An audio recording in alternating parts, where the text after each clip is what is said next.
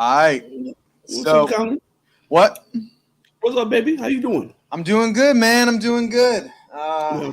We have some technical difficulties on RaesTake, but we're gonna get it all figured out. Yep, you got some audio issues that we're dealing with, but that's gonna get situated. It's gonna get situated. Welcome to RaesTake, Jack. You got the caps ready? Because with USA's, there might be some stuff going on. Yeah, I got the caps is over there. I don't know if I can top the box because the hat I was looking to get, I went and it was sold out. It was great. It's gonna be an awesome cap. But you going? Any plans for USA's? You going or watching? Yeah, I'm just gonna watch. I like watching meets from home, man. Like I've been to the USA meets as as an athlete and as a coach. It's good, but or getting to Oregon and like places like Oregon and Des Moines, it's taxing. It's hard. You know what I'm saying? Financially, it's crazy. Even though the hotels is really cheap in Des Moines, it's hell to fly into Des Moines because the price is so much.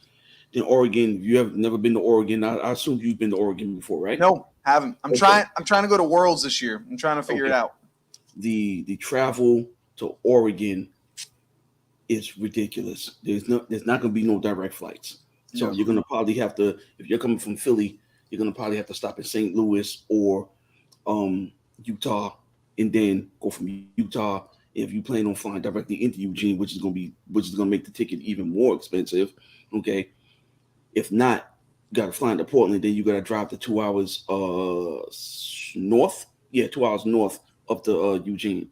So it's a lot, man. It's a lot. Damn. It's a lot. That truck. My first time going to Eugene was the 2010 season when I was at the University of Alabama. We went from Birmingham to Dallas to Portland to Eugene. We left when the sun was up. We literally got there like at 1 o'clock in the morning. Like it was the most ridiculous travel I ever had in my life. And when we was flying out, we couldn't fly out of Eugene. We had to fly out of Portland. So we had to leave after the meet, get a hotel down in Portland. Drove 2 hours down to Portland, and the flight was like at 5:40 in the morning. So it took a lot out of us, man. So even when the kids went out there, they left on Saturday, and the rest of the staff left on. Can y'all hear me? Yeah, can you hear me? Can y'all hear me? Yeah. I can hear you. Can you hear me? Yeah. I can't hear y'all. Dang. Oh, he got us muted, I guess. Yeah. Maybe try disconnecting the. I can't hear nothing.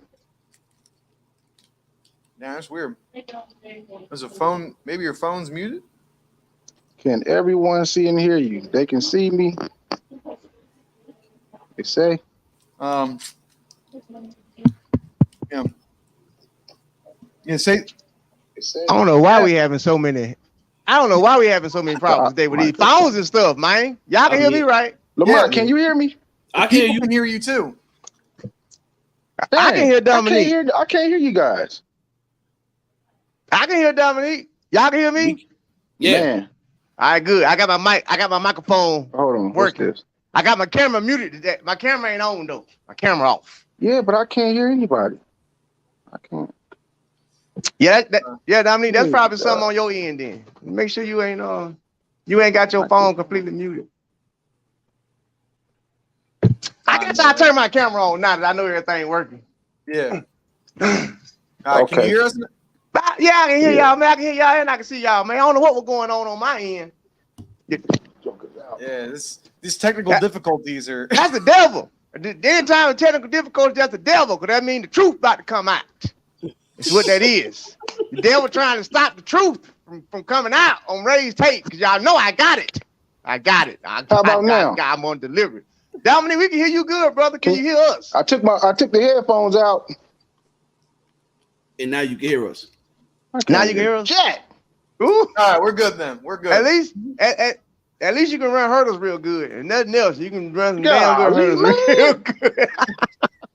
Seriously, bro, I can't even hear y'all, man. I went to settings and doing everything, bro.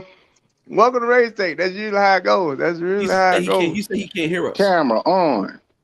Oh, he can't hear us still. Yeah. Oh, he still can't hear us. Dominique, if you got an iPhone 7, it ain't gonna work. Sync. I can tell you that now. If you got an iPhone 7, it ain't gonna work. Maybe try it on a. He could like. Does he have a laptop? Can't believe this, man. I don't think he can hear. He can't hear us, so I don't think he can hear any of these devices Man, I'm sorry, that we give dude. him. I don't know why I can't hear. Let me see. Oh, you gotta go in the settings. Yeah. Oh, we can't tell him, huh? Oh, let me tell him like this here. Hold on, let me call him and tell him what he got to do. But then if I call him, he gonna be on the phone and he can't see it. I'm gonna text him and see if that worked then. Tell him it's in your settings. You got to go out of here and go to settings and change your settings to your microphone and your camera. It's that cricket, boy. Better watch out. Got to be cricket to boost because it's like 6 of him in the what's the name too. You know, it's 7 of them. Dominic, you don't invited yourself in here 7 damn times. That's probably why it ain't working. Let me see. Let me see here. Man, I'm talking about 7 times. Oh, Carl, that's you in the private chat. Yeah, that's me. Oh, did you text him how to do it? Yeah, I'm trying to. Here, I have the link. I can forward it to him right now because I use my my email also, so I'm forwarding it to him. He out of there. Gonna try and tell you the devil is busy today. And all we got to talk about is Paris and Andre Degrassi. Freaking like. There you go. You know, hey, hold on, time out. Let me show y'all. You see that right there? You see that flag right there? That's what we can talk about. You see that flag? I wasn't going. You know. All right, what are we gonna do?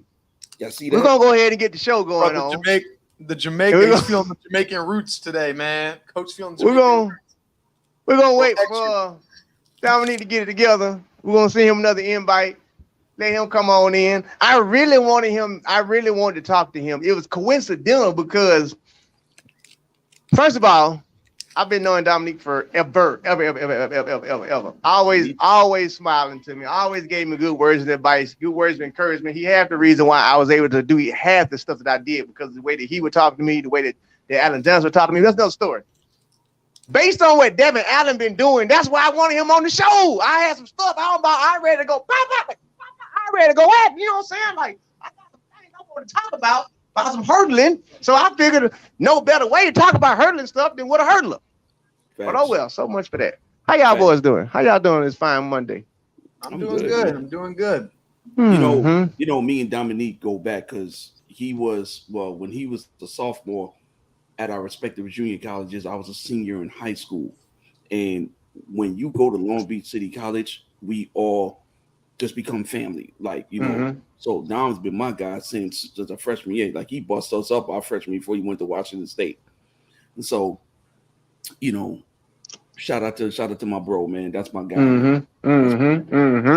And of course, shout out to all of y'all who have been sitting by waiting on us to get all this stuff together. It's track and field. You know, this was kind of like the track meet in Nairobi when the blocks didn't work. And then, but they still had the track meet. It just so happened that they had technical difficulties. And so now it's been exposed that it went as fast as it's supposed to have been anyway, because he's been getting beaten around 10-1. But anyway, another story.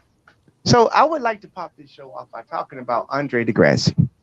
First of all, shout out to my brother, Anson Henry. Okay. The reason why I want to start out this show is talking about Andre Degrassi is because, first of all, I feel like Anson almost made me turn on my boy. All right. Y'all know I'm one of Degrassi's biggest fans. I've been saying it for 2 years. It's 2 people who don't come off my big board. That's Elaine Thompson. When it comes to medals, 3. Say that back. Shelly Ann, Elaine, Andre Degrassi. I don't care what he looked like. Right. Wait, he never comes off my board for medaling. Anson went ahead and threw out like gold and win and stuff like that. So therefore, I have to go into this because Anson started it.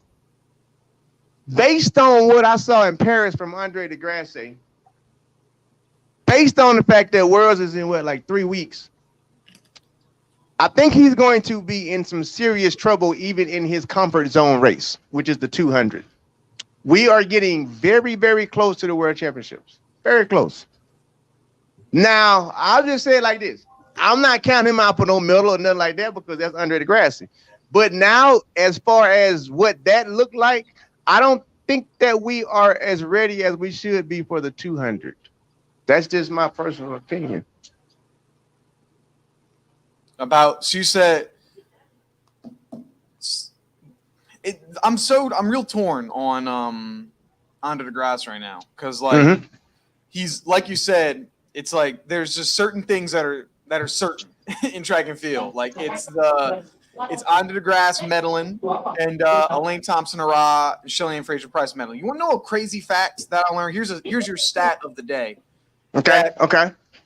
Every single race that Elaine Thompson-Herah and Shelley-Ann Fraser-Price is in, every single race where they both have been in it, one of them has won every single time. So in whether it's a prelim, a final, a 100, a 200, it doesn't matter. If both of those ladies are in it, you're guaranteed that one of them is bringing home the gold. That's just something that I saw that was interesting. But with Under the Grass, he's someone that's like, yeah, in the majors, he shows up all the time. But he also usually shows up a little bit before to give you some idea that he's going to show up. And it's like, right now, man, you're far behind. Like for example, like if Shelley-Ann Fraser-Price, like a question for you guys. If Shelley-Ann Fraser-Price, in the two races that she did, instead of running 10:67 like she did, like what if she ran in 11:2? Like something uncharacteristically slow. Would y'all be concerned a little bit for her? I would be. That's like what Andre DeGrasse is doing right now, where it's like, we know you show up, but it's like, I haven't seen it right now, so it's hard for me to like, it's just tough. He's in a tough situation. My thoughts on it, I think whatever the injury that he has, I think he's just kind of like going through it. If I'm the Canadian Federation, I'm giving him a wait. I that's news to me. I didn't know he had any type of injury. Yeah, he's suffering from a lower extremity, not a hamstring, like a. But he's not 100%. It's basically what you're saying. He's not 100%.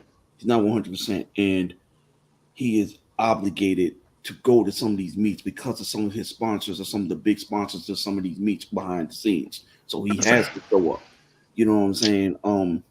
Because if he doesn't run at this meet with this particular thing on, he doesn't get the money. So he's not 100%. And I know this because I know his coach. Dominque knows his coach. You know his coach. So I think what we need to do is be mindful of the fact that I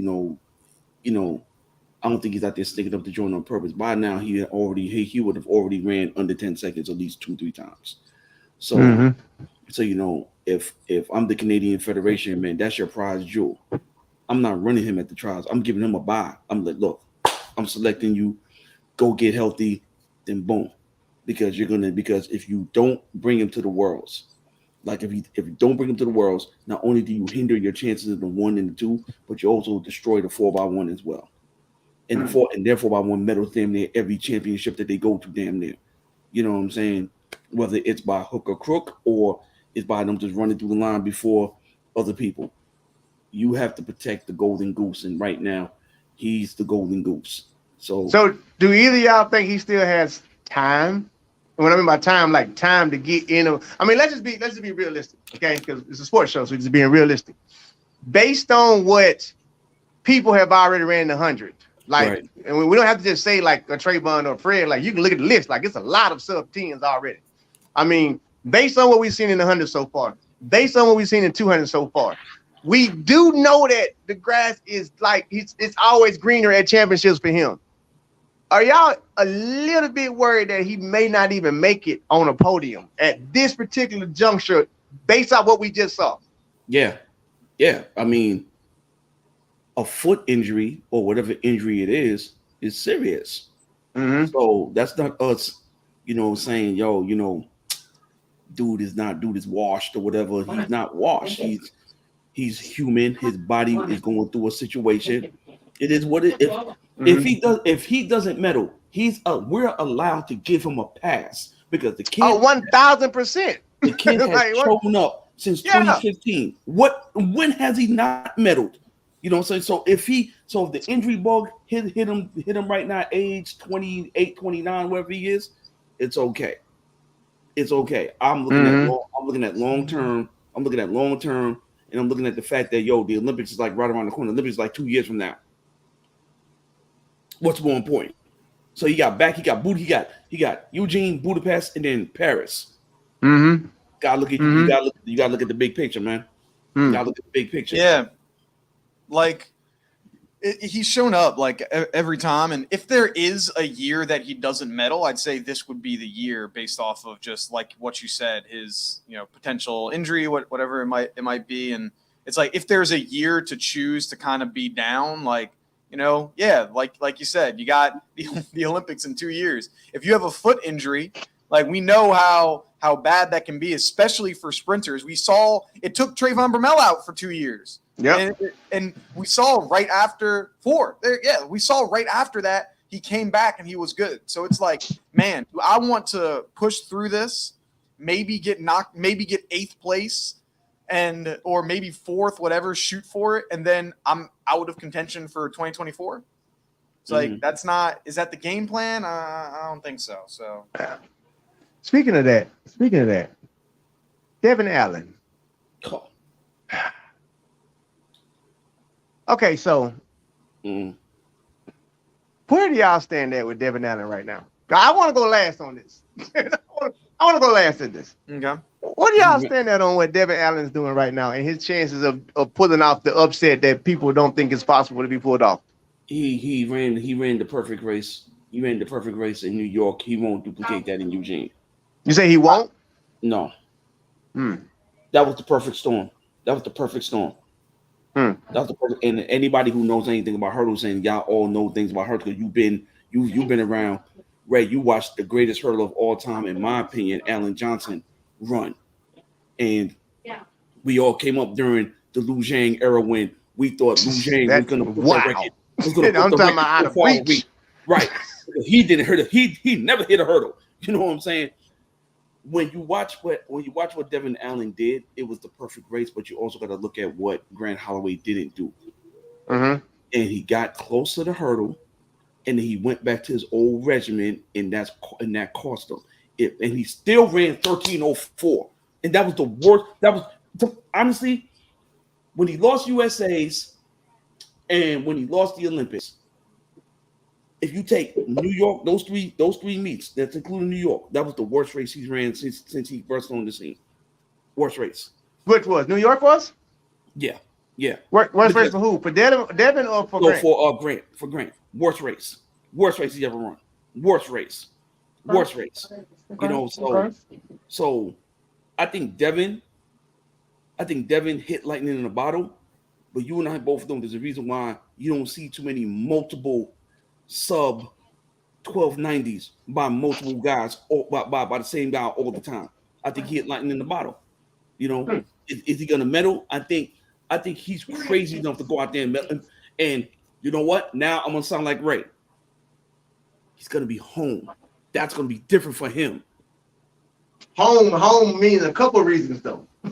No, he's gonna be in Oregon. Exactly. That's what I'm saying. Like, home, right. Couple of reasons for him. Yeah. So that's where I'm at with it. I think he's gonna medal. But I don't think he's gonna win. I think Grant's gonna put it together, and Grant's gonna win. Yeah, I'd say like he's definitely gave me like a better idea. Like I see a way that he could win now. Like before his 1284, like I saw there was no foreseeable way that he could win. I was like, there's no way, no how I could even see him beating Parchment, beating Devin Allen. Devin Allen, Grant Holloway. I just didn't see it. But after he ran that 1284, I was like, okay, now I see that you physically can do it. Like it's a possibility for you.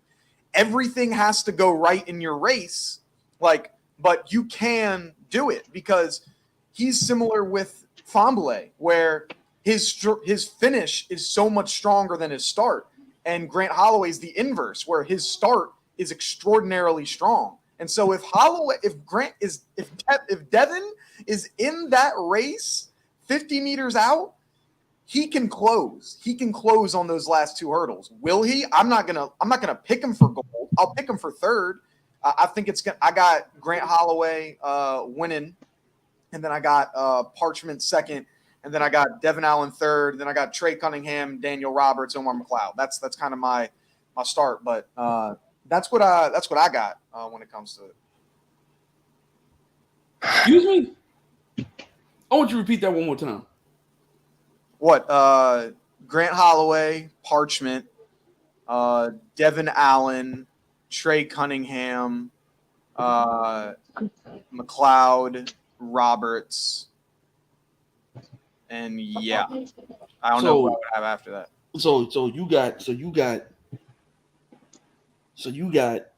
McLeod way out of the Trying to get you in. Yeah, I got McLeod coming fifth. What, 5th or 6th? Yeah, 5th or 6th, something like that. 5th or 6th. Yeah, I mean, it's crazy to think that, but since 2016, like, Can you hear he me? hasn't shown me like that. Yeah, we can hear you. He hasn't gone. When's the last time he went sub 13? You right on time. We talking hurdles. I know. Okay. I was listening on the phone. Okay. So, but a lot of people remember what 1301 won the Olympics. What year you talking about 2000? No, we talking about this past year. Oh yeah. But not that the former American record holder in Long Beach City College alone is on here. I'm gonna let my brother talk. I'll let my brother Big Dom talk. First of all, let me make sure I give a formal introduction for him. A formal introduction. Colin, get him at a formal introduction. You the stat guy. Read it out. Hey, come on, man. Colin hooked me up, man. He sent me the link, baby. Thank you. Hey, I'm sorry. My computer's still on analog. Hey, don't even worry about it. Hey, in case y'all don't know, as we're talking hurdles, this man right here who's on this screen, he has the 5th fastest hurdle time in history and was a previous American record holder. So I feel as though whatever he talks about in hurdles don't make it right, because it's RaesTake. I'm still probably gonna be right. I don't know damn what he did, okay? But we're gonna hear him out. We're gonna hear him out anyway. Just because you don't did all that, don't mean that just with this debate, you gonna be right. I'll just tell you that much. You can say what you got to say, but I still got my point I'm gonna get to. But since you here and you're a legend, we'll give you the flow and we'll allow you to talk about how you feel about Grant Holloway and Devin Allen before I kill the show. Go ahead. Well, with that introduction, I just want to say something to you. I ain't gonna never try to take over them Floridians because y'all crazy as hell. Okay, so that's for sure. I stay in California for a reason. Y'all the next Jamaican mafia out that joint. I don't mess with none of y'all. But I want Lamont to finish real quick, and then I'm gonna tag in on him. Yeah, cool. So with the order that my guy Colin, who has avoided the caps for the last 3 weeks, just having Omar finishing 6th, it's kind of weird to me. But I'm gonna let you. I'm gonna let you have. I'm gonna deep dive into that a little bit later. But because I know you're gonna go into more detail. Then I'm gonna figure out. I'm gonna break out the cap. Almost break out the special cap for you because you've been avoiding the cap. Well, here, look. Let me show you why. Let me go through the progressions here that he's had. He put on the stats. Yeah. Oh, yeah, Colin gonna bring the stats. Yeah, out. I got the. Okay, all right. So he hasn't ran sub. Do you know the last time that Omar McLeod ran sub 13? I think it was 2017, 2016. The Olympics. 2017. Yeah. It was at Jamaican Champs. And he hasn't ran it since. Then last year he did run a 13:01, and this year he's at a 13:17. And so we also have Trey Cunningham, who he ran that 13 flat. He's on a roll. Year, on a roll. And what was interesting about that race too was he had competition with Eric Edwards for the first 7 hurdles or so. He was right on his neck. Well, hey, if you saw hurdle 10, he hooked it with his trail leg. That's what knocked him back. He would have ran at least 13:09 at worst. Mm-hmm. So it wasn't It wasn't like every other race that Trey Cunningham has had where he had no competition. Like this was where you have to put through a race because Eric, like he was there. He had the race of his life, and so I think when he's going to be with this competition again, that's going to push him to do well. I don't think it's going to push him above Devin Allen because I think that guy like he. So you talking about Eric Edwards, right? No, I don't. I think Eric Edwards is really close to making the team. I have it between him and Daniel Roberts, but I'm talking about why I have Trey Cunningham 4th and then why I have Omar McLeod at 5th or 6th because I just haven't seen that 2017 Omar McLeod since 2017. Like I know he has it in him, but it's been what 5 years now. Like that's tough to just say you got it still. I heard you guys mention earlier about someone's foot being hurt. Andre DeGrasse, is his foot being hurt? Yeah. Okay. So if there's some injury reports out there, it makes sense. But if Omar doesn't have an injury, because I'm gonna tell you something, that Penn Relays race was astonishing because it's hard to run fast at Penn at that time of the year. And for him, that's why he broke that record at running 13:11. But then you got McLeod right behind him. McLeod, and I always say this. The reason why he ran 12:90, what you had mentioned, I think the last time he went under 13 was at 12:90, I believe. And the reason why he did that because he can run a clean race. Typically, he has these kind of on again, off again races where he might clip a hurdle or two. But if you realize, and when you bring up Grant Holloway, if Omar makes the final, I hate to say it like this, and if it's close at hurdle 7, Omar's going to get Grant. He has his number. If you realize, Omar always runs him down. He doesn't always win, but I don't understand why Grant and man, his coach is phenomenal. But Grant, after hurdle 6, he's floating. It's a reason why he runs 7.3s indoors. And if you watch at hurdle 5 indoors when he runs his 7.3s, he's still floating at hurdle 5. He's too long, he's too too high to be floating off the hurdles like that. So when I look at a guy like Devin, who's, I don't even know how tall Devin is, but 6'2". He's 6'2", but see, he cut like he 5'10". Because he has a long torso and short Devin legs. Allen ain't 6'2". When I interviewed, I saw him at the NYC. Oh, no, they lied. They lied. Because I'm 5'11". I know he ain't taller than me. Hey. No. I'm again 5'10" a quarter. I just saw Devin. He looked like he was 6 foot when I saw him. Now, you watched that New York race, and that was an indicator, another representation of how Grant is he can be victimized from time to time. I mean, the dude is honestly, he's a 12.72 hurdler, 12.75 easily. Oh yeah, if he gets off them last 5, it's nasty because when he ran his 12.81, he floated the last freaking 4 hurdles and he almost landed 8 feet off the last hurdle. The dude is just hella fast in between. He's extremely fast.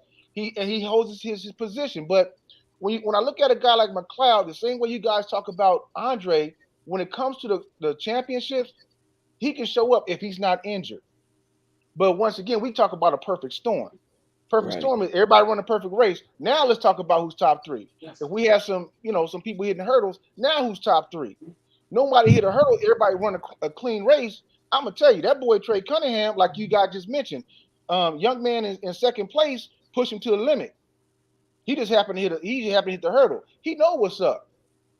But Trey is comfortable right now. The same way Terrence Tremere was comfortable training with Allen Johnson, and he in them hot-ass training sessions, and he can go and make all them teams. Why? Because you get comfortable.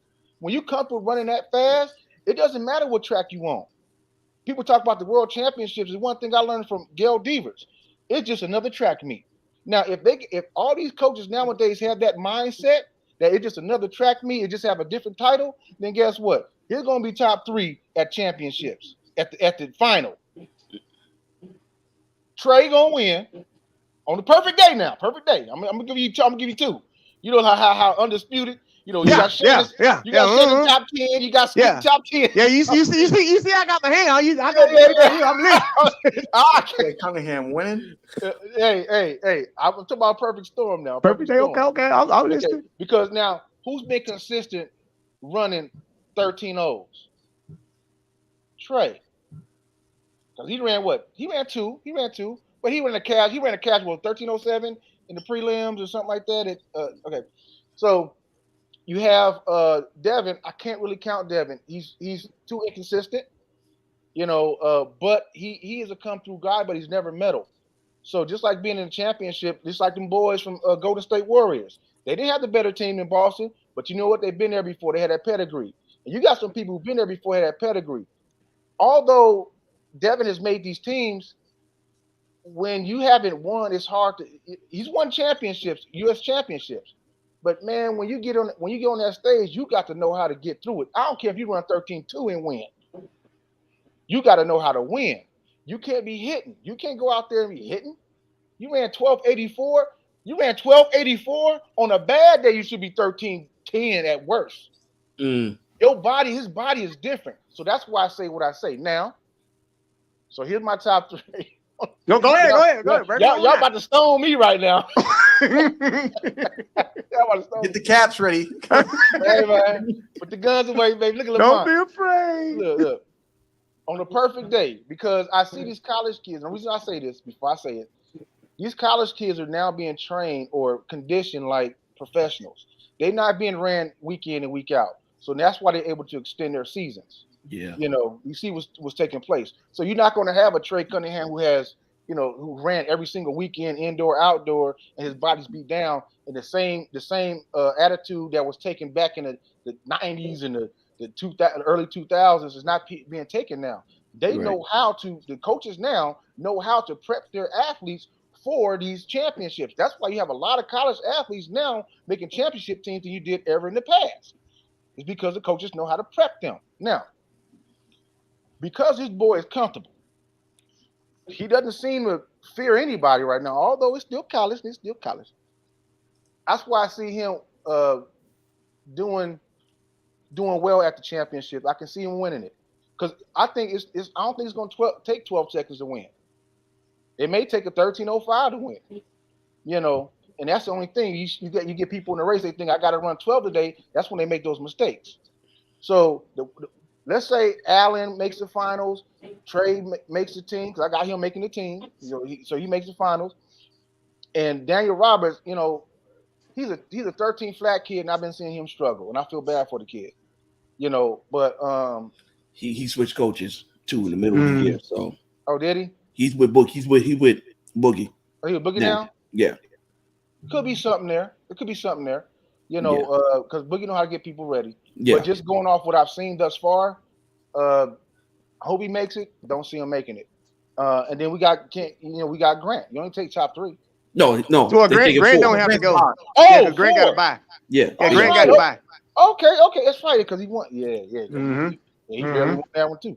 So fourth would be.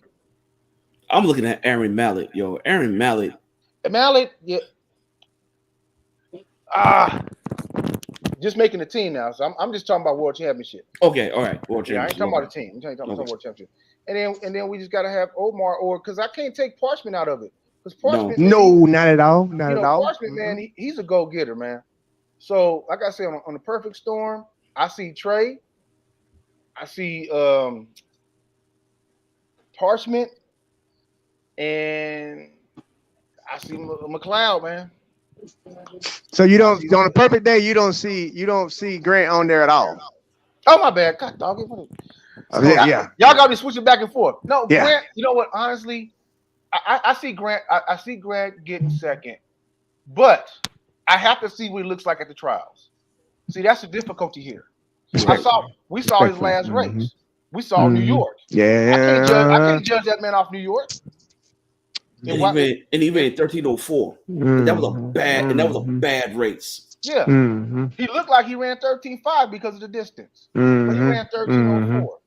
But the way he ran his 13:04, I hate to see him sit. I hate to see him get out of position because he's pushing, he's rushing. It's still 13:04, but he should wake up in the morning and run 13:04. Bro, you ran a whole bunch of 7.3s indoors. You should jog at 13:04. So that's my thing. Now in a real race, everybody hitting hurdles. Devin Allen wins. Actually, Devin. I'll say Parchment, Devin Allen, McLeod.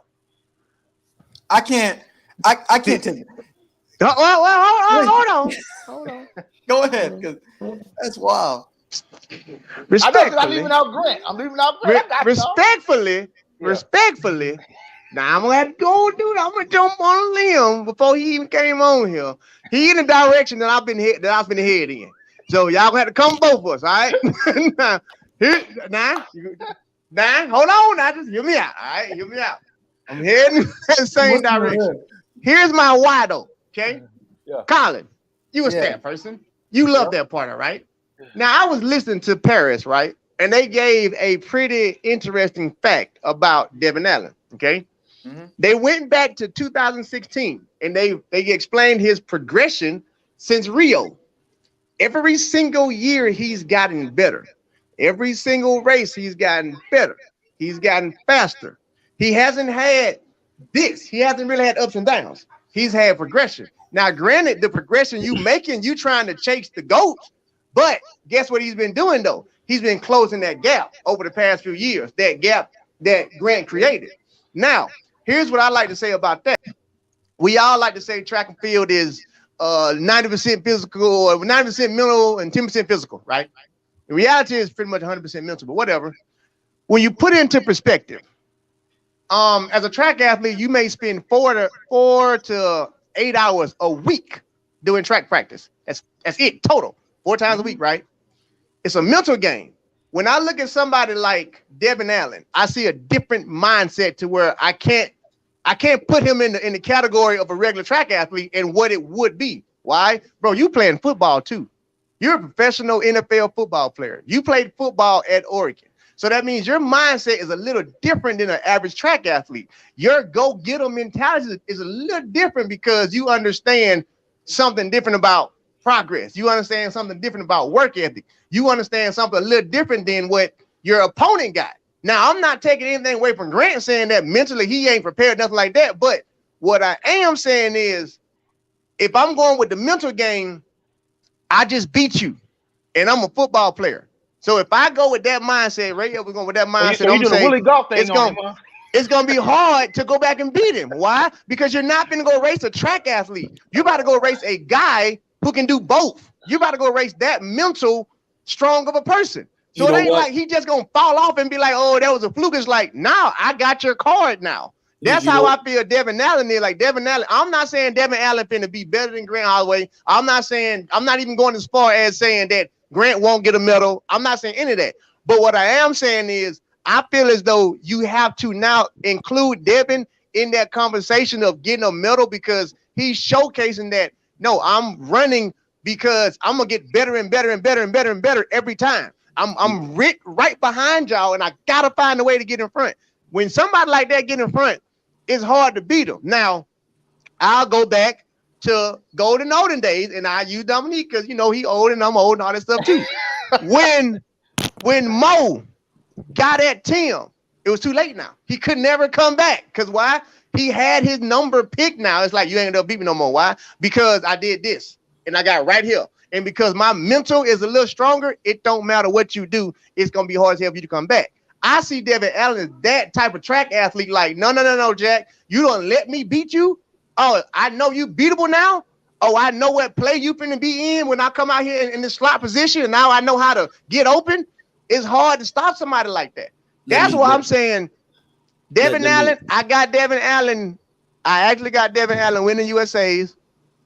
And I got Devin Allen medaling at World Championships. I got to win the USAs, yeah. Let me jump in. We didn't talk about USAs, though. Yeah. Well, at the World Champs, I got him getting a medal at the World Champs. Let me jump in on this. I got him getting silver, so I'm going to let y'all figure out who's going to fight for 1 and 3rd, but I got him at silver.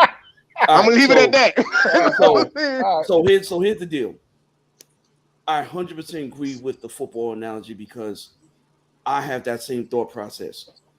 When you got football guys that can sprint, their mentality is different, man. They're not wired like track and field athletes.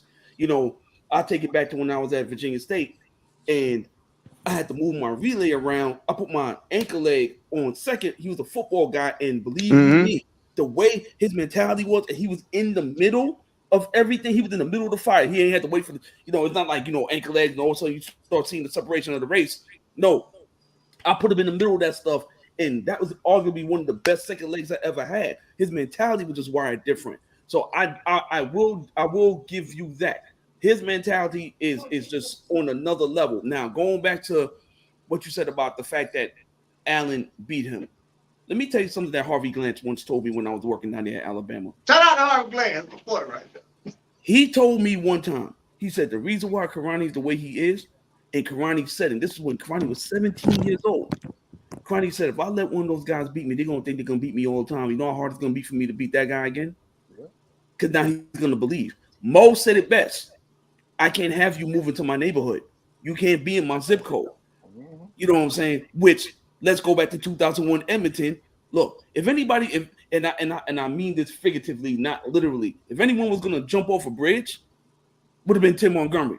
Because Mo damn near tore his leg off the bone and still ran 981. And Tim was hauling ass and he couldn't catch him.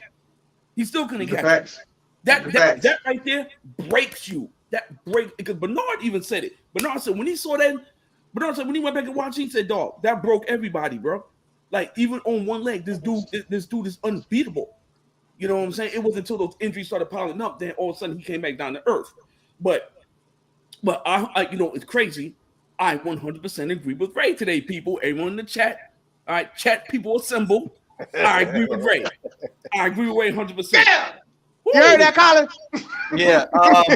So my issue or my question, it has nothing to do with Devin. I think Devin can medal too. Like, for me, the people that I believe that could potentially medal would be Devin, Parchment, Grant. You could even throw maybe a McLeod. Maybe Trey might be able to get a cheeky third place. But the thing was, I had an issue when Dominique, you said that you had we're gonna act like this didn't happen, like he didn't say Trey Cunningham could win. Are we gonna act like he didn't just say that? Okay. Colin say, "Oh, that, Jack. I got that time stamp. We going back to that time stamp." Hey, first, Colin, you know this is my first time meeting you. Ray and Lamont, they know me very well. I like to go full disclosure. That wasn't my top three. I was just trying to agitate the Okay, thank the Lord. I was trying to agitate the soil for everything to grow. That's it. But I was going to say, hey, hold on now. Look, come on. Colin was ready. He was ready. Dang. Yeah, Come on, Jack. But I want to hear, bro. Hey, let me tell you something, Colin. I got some cheat sheets on you, all right? Because I've been watching a couple of these shows, man. I've been checking you out. You know, so this was for you and Ray. Me and Lamont, I'm gonna chew him out because I've been sending him messages on IG. He ain't been responding to me, so we got beef. When I see you on the streets, bro, we gonna handle that. Oh man, I ain't got nothing to do with that. You see, you reached out to me. What happened though? You see, I ain't gonna throw Coach underneath the bus, but you reached out to your boy. Your boy was like, "Wait, what's going on, baby? Come on, man. I don't know what wrong with Coach over there, man. I don't know what wrong with Coach, man. Coach, that man disrespect Coach. I never got a message. You never got a message? I never got a message. Come on now, you know I'm a respond. Finna have to pull his caps out for you, boy. Yeah. Right. Go ahead, Colin. Hey, check it though. Go ahead, Colin. Go ahead. What I was saying is, Grant Holloway is beating Trey Cunningham because he's beat him every single time since high school. They raced over 20 times, and Grant Holloway has won every single time. Like, he has his number. There's no one in track and field that has someone's number more than Grant Holloway has Trey Cunningham. Yep. And you know that means a lot because Trey Cunningham has a lot of athletes' numbers. Yeah, he do. That dude has everyone's number but Grant Holloway pretty much. He's just in even after NCAAs, he was like, I just got unfortunate by growing up in the greatest hurdler generation that there's been pretty much. That's what he said. Like, it's the hardest, it's one of the hardest teams to make this year for USA's. Colin, can I interject real quick and then you proceed? Because you just hit on something, man, that is so true. Allen Johnson, 2005, when he was running. Allen Johnson, the entire season, this dude would beat me in 4 or 5 races by 100th of a second, man. 13:09, 13:10, 13:15, 13:4.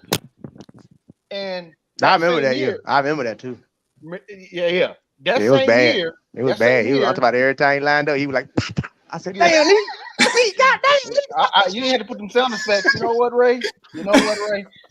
So you gonna have to do all that. Hey, you know what? You see old boy behind you hopping? That's gonna be me, bro. I'm gonna have something in my hand. I'm gonna have something in my hand for the back of your noggin. Let me tell you something. Look, this dude, and he asked me this question. This is why what you just said it's very true. And I didn't notice until he said this to me. He said to me, he asked me this question. He said, Neek, mind you, at this time, Ladji Ducure, sorry, I take that back. In 2006, the guy from France. Yeah, from France, Ladji Ducure, who won world championships. You already had Liu Xiang, who won the Olympics in 04. Mm-hmm. So it's 06. And so he asked me this question. He says, how is it you can beat them, and you have a winning record over them, but I always lose to them? And I said, but you always beat me. And it just went ding. I admired Alan Johnson so much that even training with him was like a dream come true. And so in the back of your mind, you got that, but that's my hero. I still want to beat you. And I've beaten Alan, but of course he's had my number a lot of times. So like you just said, Colin, it's very true. So if he got his number like that, you just said 20 times? Yeah, 14 times since college. They've raced, but World Athletics doesn't have high school times, but they race all the time in high school too. Doesn't matter. So I know it's over 20, but I don't know because of nationals. But I don't know the exact. Let me tell you this: if Trey Cunningham gets an outside lane, I'm talking about like maybe 7 to 2. Yeah, if he gets one of those outside lanes, that's going to be the biggest blessing for him. So he can focus. Yeah. Right. Because he know he's going to be better than the guy in lane 1 and lane 8. He know he's going to be better than those guys. And I don't think Trey needs to worry about feeling what's going on. I think Trey is so locked in on his race that he's going to run. It's going to force him to run damn near a clean race. That's right. So the best blessing he can have, I'm going to use one of. I'm agreeing with Ray. Gang. Okay. It's the shirt. It's the boss. It's the family origin shirt. I brought the family origin shirt today. So that's what it is. That's what it is. That's probably what it is. The lane draw is going to play a very significant role in Trey Cunningham's success at the USAs. Mm-hmm. So semis is big here. So you're saying the semi round is actually going to be important here. Yes, this is gonna probably be the one time Trey that Trey is not gonna want to be in the middle of the track. He's gonna want to be in lane 2 or lane 7. He's gonna want to be in those lanes because he get to run his race. Depending on who he has in the semifinal. That too. So Nick, I wasn't a hurdler. I was a vaulter. Could you touch up on like the mental aspect of like when you're in the middle of a hurdle race and you have people knocking over hurdles, like, and it's like it's closed off. It's like things can move around. Like, how tough can that be? When you're seeing stuff off your peripheral knocking over, you hear the sounds and all that type of stuff. It's nothing. I mean, honestly, the way I used to run when I learned how to run correctly and stop thinking about other people, I let people make their own mistakes. So what you guys are saying all fits into how a person makes a team. Like I said, if everybody's healthy, nobody has any hiccups, we can easily call out who's going to win, first, second, third, fourth, fifth. But you always have those unicorns out there, those diamonds in the rough who might just all of a sudden pop up and do something. Now, you being a pole vaulter, I know you crazy as hell because all y'all nutty. I know. Pole vaulters, you can't hang out. We can't hang out because y'all, so you take a pole vaulter mentality. You're willing to crash and burn every single time you guys jump and put your back to the ground. You guys are dangerous. It's the same thing with a hurdler. We're dangerous. We're running almost 15, 20 miles an hour over 3.5 foot barriers. You see what I'm saying? That's nutty. That's nutty.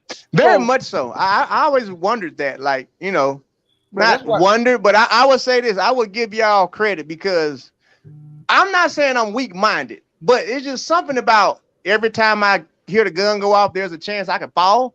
I don't take enjoyment out of that. I don't know what is wrong with y'all, but that just don't seem like fun to me. Like, well, let's take the football mentality into it, the one that you brought up when it came to Devin. You don't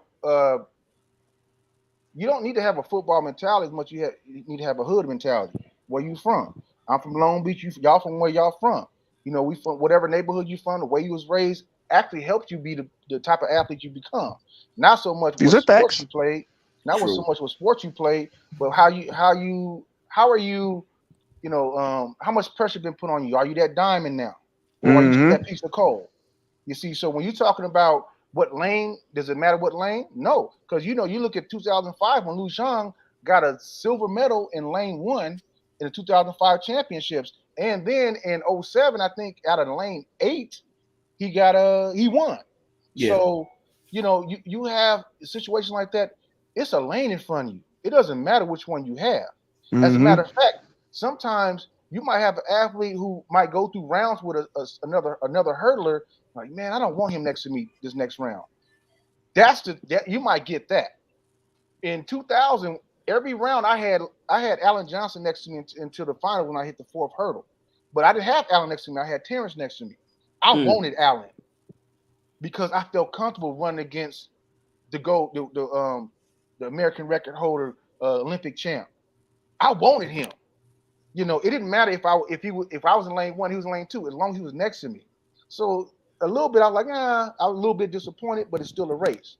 So when you in that race, it doesn't make a difference because you sitting over there thinking, oh yeah, you over there in lane 1, you want to be in lane 1, you trying to run.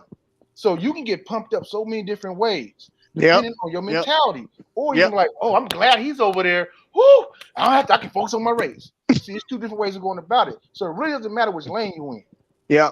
Yeah. You know what? I'm glad that you said exactly what you said, because I think that test that compares like the generations, and Colin said something on Twitter, and then we'll get back to, you know, because the next thing I'm talking about Shelley and Fraser Price. But, you know, I had put a question up on Twitter, like, what 2 athletes would you want to see race right now head up? And Colin was like, nobody.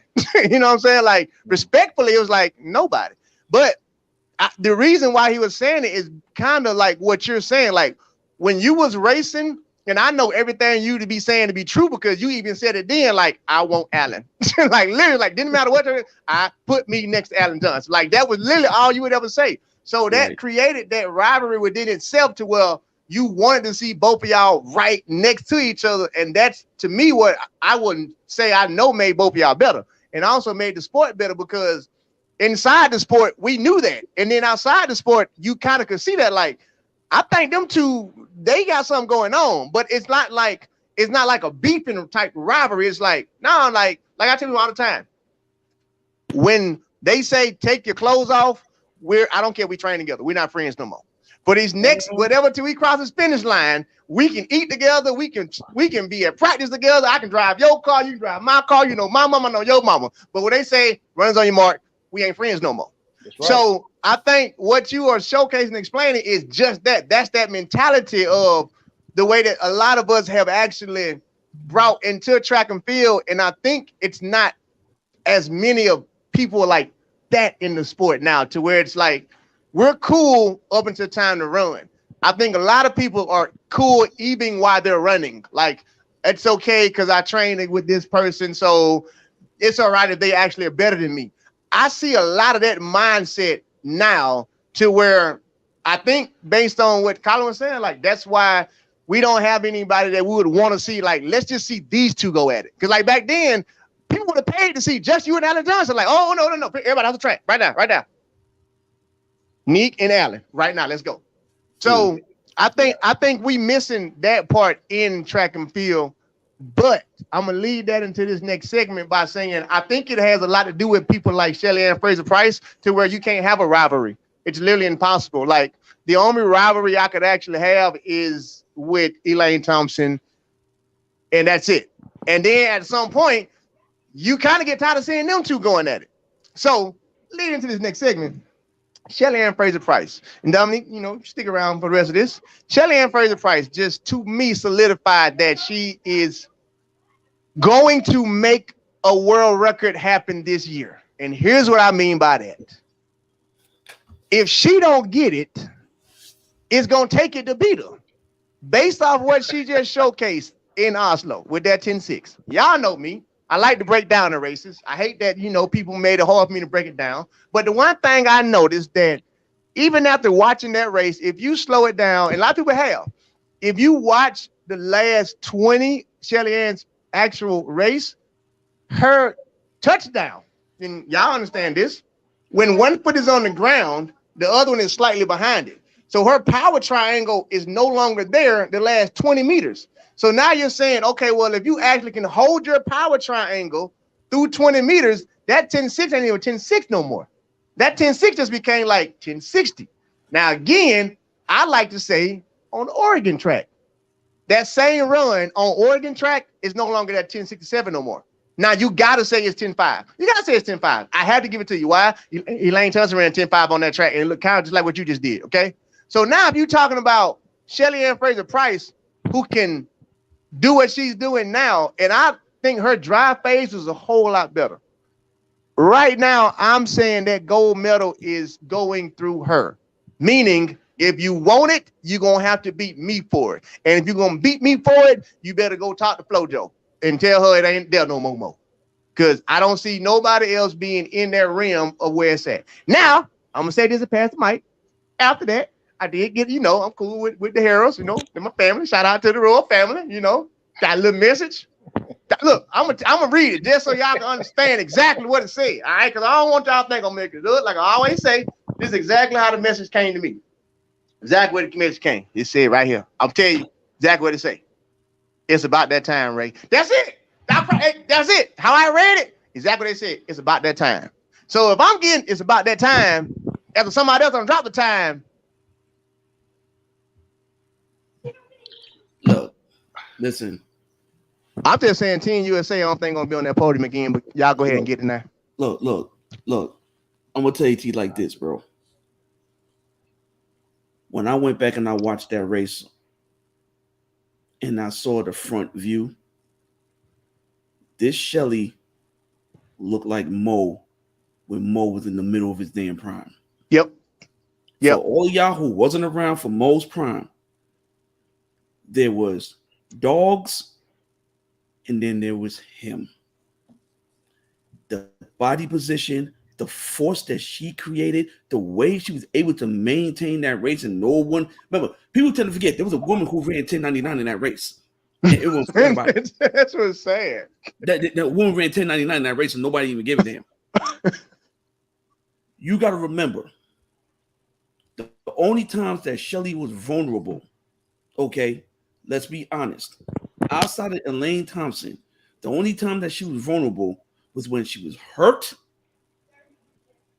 and when she wasn't there. Okay, that's the only time she was vulnerable. All right, World Championship time is Shelly. It's Shelly time. And if you watch the way she ran that race, it's kind of similar to what I was talking about when we was talking about Sha'carri and her race. When you watch the way she ran that race, you have literally watched the metamorphosis of the young baby who ran in 2007 in Osaka, the woman who won in 2008, and you watch how everything just got different. Technically, she's got the reason why she's been able to run better because she does something that everyone else refused to do. She has gotten technically better every year she's been on the scene.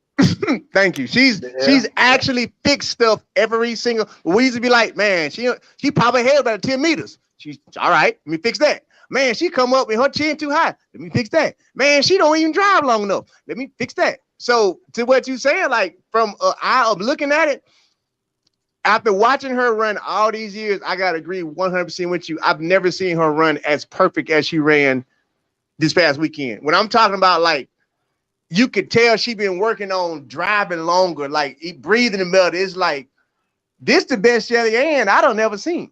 And here's what's crazy. Her 2:10.6 races, because remember she only ran two open. Both those races was relaxed. So can you imagine when she looks, regardless of what people think, she has the utmost respect for Elaine. She knows that Elaine's the only one capable of beating her. Man, she's not stressing nobody here in the United States. I don't think she stressed nobody in the world. And let me tell you why. Carmelita ain't walking through that door. Tiana ain't walking through that door. You know what I'm saying? Tori, she done took her spikes, so she done put her spikes in the middle of the track like how wrestlers do when they know it's over. That's what she did. Them girls ain't walking through that door. Her only competition is Elaine and herself. So right now, what we're witnessing somebody who's doing and training the right damn way. She's gotten better in every aspect every single year. Just go back and go watch it in chronological order. Go back and watch how she looked. In 2008, she was running like this. Remember, she ran to the line. A lot of backside mechanics. Yep, she used to have a whole lot of backside. Yep. Now look at her. She fixed everything. The older she got, she fixed everything because she understands her training age is older. So now she can't do the amount of stuff she used to do. So now you have to be smart in your training. You have to clean up certain things. And that's where a lot of athletes get it wrong. And that's why they struggle. And that's why when the injuries start coming in, all of a sudden they start falling back. Same thing with Elaine Thompson. Elaine Thompson don't run the way she ran when she first burst on the scene, when her and Daphne Skippers went at it. She's a different animal. And that's why it's gonna be a battle between them two. And you know what? I hate to say this. Damn, boy, this is the fourth time I agree with Ray, boy. Dun, dun, dun. You know I need some sound effects. You know them Jamaicans, right? You know these Jamaicans have a tendency of breaking records when it matters. Yeah. Hey, if the wind is not, I don't want to say perfect. That's just at a 2.0, 1.9, and Shelly hits it the way she hits it, and she deloads and she do what she's supposed to do. The clock gonna say 10:40 something. No, it's not. She's in. I'm sorry to say. She's gonna run the second fast. I think she's gonna run the second fastest time ever run. That's the second fastest time. Yeah, I think she's gonna run the second fastest time ever run. What's your Hurrah run? What's she run last year? 10:50. 60. Well, you talking about a Hurrah? Yeah. Elaine? 54. Okay. She's not running faster than 54. She ran 54 into a headwind now. Let's just put that part out there too. Okay, great. That's what she did. But we're talking about Shelly Ann right now. You talking about Shelly Ann gonna break the record, right? Yeah. No, not break the record. I'm saying. Let me say it like this. Okay. I think whoever wins gonna have to break the record. Let me change it up and say that. Can I say that? The record gonna have to be broken to win. I'm gonna put it like that. No, I don't believe that. No, I think who's gonna push them to that? It's them two. It's just them two. No. It's just Elaine and Shelly Ann. And Elaine is. You don't need nobody else. Elaine is not even pushing Shelly right now. So how can you even say that? Okay, well think about it this way then. When Bolt went 9.5, Tyson went the American record. So it's like it's not like illogical to think that it'll take the world record because you don't need but one more person. Give me one more person. Ray, didn't you say last week that it was going to take a 9-7 to win NCAAs and they ran 10? First of all, there you go, Colin. First of all, I did say that. And I'm still very disappointed in that. Oh my God. You know how I don't say hate mail. I don't say hate mail to Michael for that. Okay? I don't say hate mail to him. I don't have people go egg his house. I don't have people go throw toilet tissue at him. Everything. He made me like a damn fool. He made me like a fool. The Fumble won. He won. I know he was gonna get second. Damn. I'm like, come on, Michael. Like you 9-7 started winning. So, I'm not going to say it's going to take these like records to win because okay, well, can I use the term that Dominique used for her to say with a clean race? Can I use that then? Can I say if it's a clean race and everybody get out clean? Like I hate saying all these things because it's like these are those conditions never happen. Like hey, look, yes, you're right. If everyone's healthy, it's 85 degrees. Nah, you gotta go 92. Gotta go 92 degrees. Okay, 92. A 2.0 meter headwind. Wait, hold on. Well, not 2.0. It gotta be like 1.9. You don't want 2.0. 2.0 a little suspect. 1.9. And the warm up was great. The flight got there on time. The bed was made the night before. Yeah, if all of these things happen, sure, it could potentially go well. Like everyone runs their perfect race. They get out at the same time. They have the fastest reaction possible. Yeah. Then what might happen? That's all I want to hear, baby. But these, you like Coach today. Agree with Ray Day. Come on. Keep coming. This is Eugene, Oregon. How often does that happen? Last year, the Olympic trial, they had to move the entire meet to 9 p.m. because it was so. You got a good point there. I give you that one. It was raining. It's like we don't get good conditions there. That is true. That is true. I give you that. And the wind, that stadium is made so the wind, like we didn't have one race over 1.0 meter wind at NCAAs, I believe. Everything was under 1.0. So we don't be getting a win like that. I like Colin, man. He a good dude. So it's like I can't say we need a record when I think what it will take. I bet you the winning time has to be 10-7-9 or below.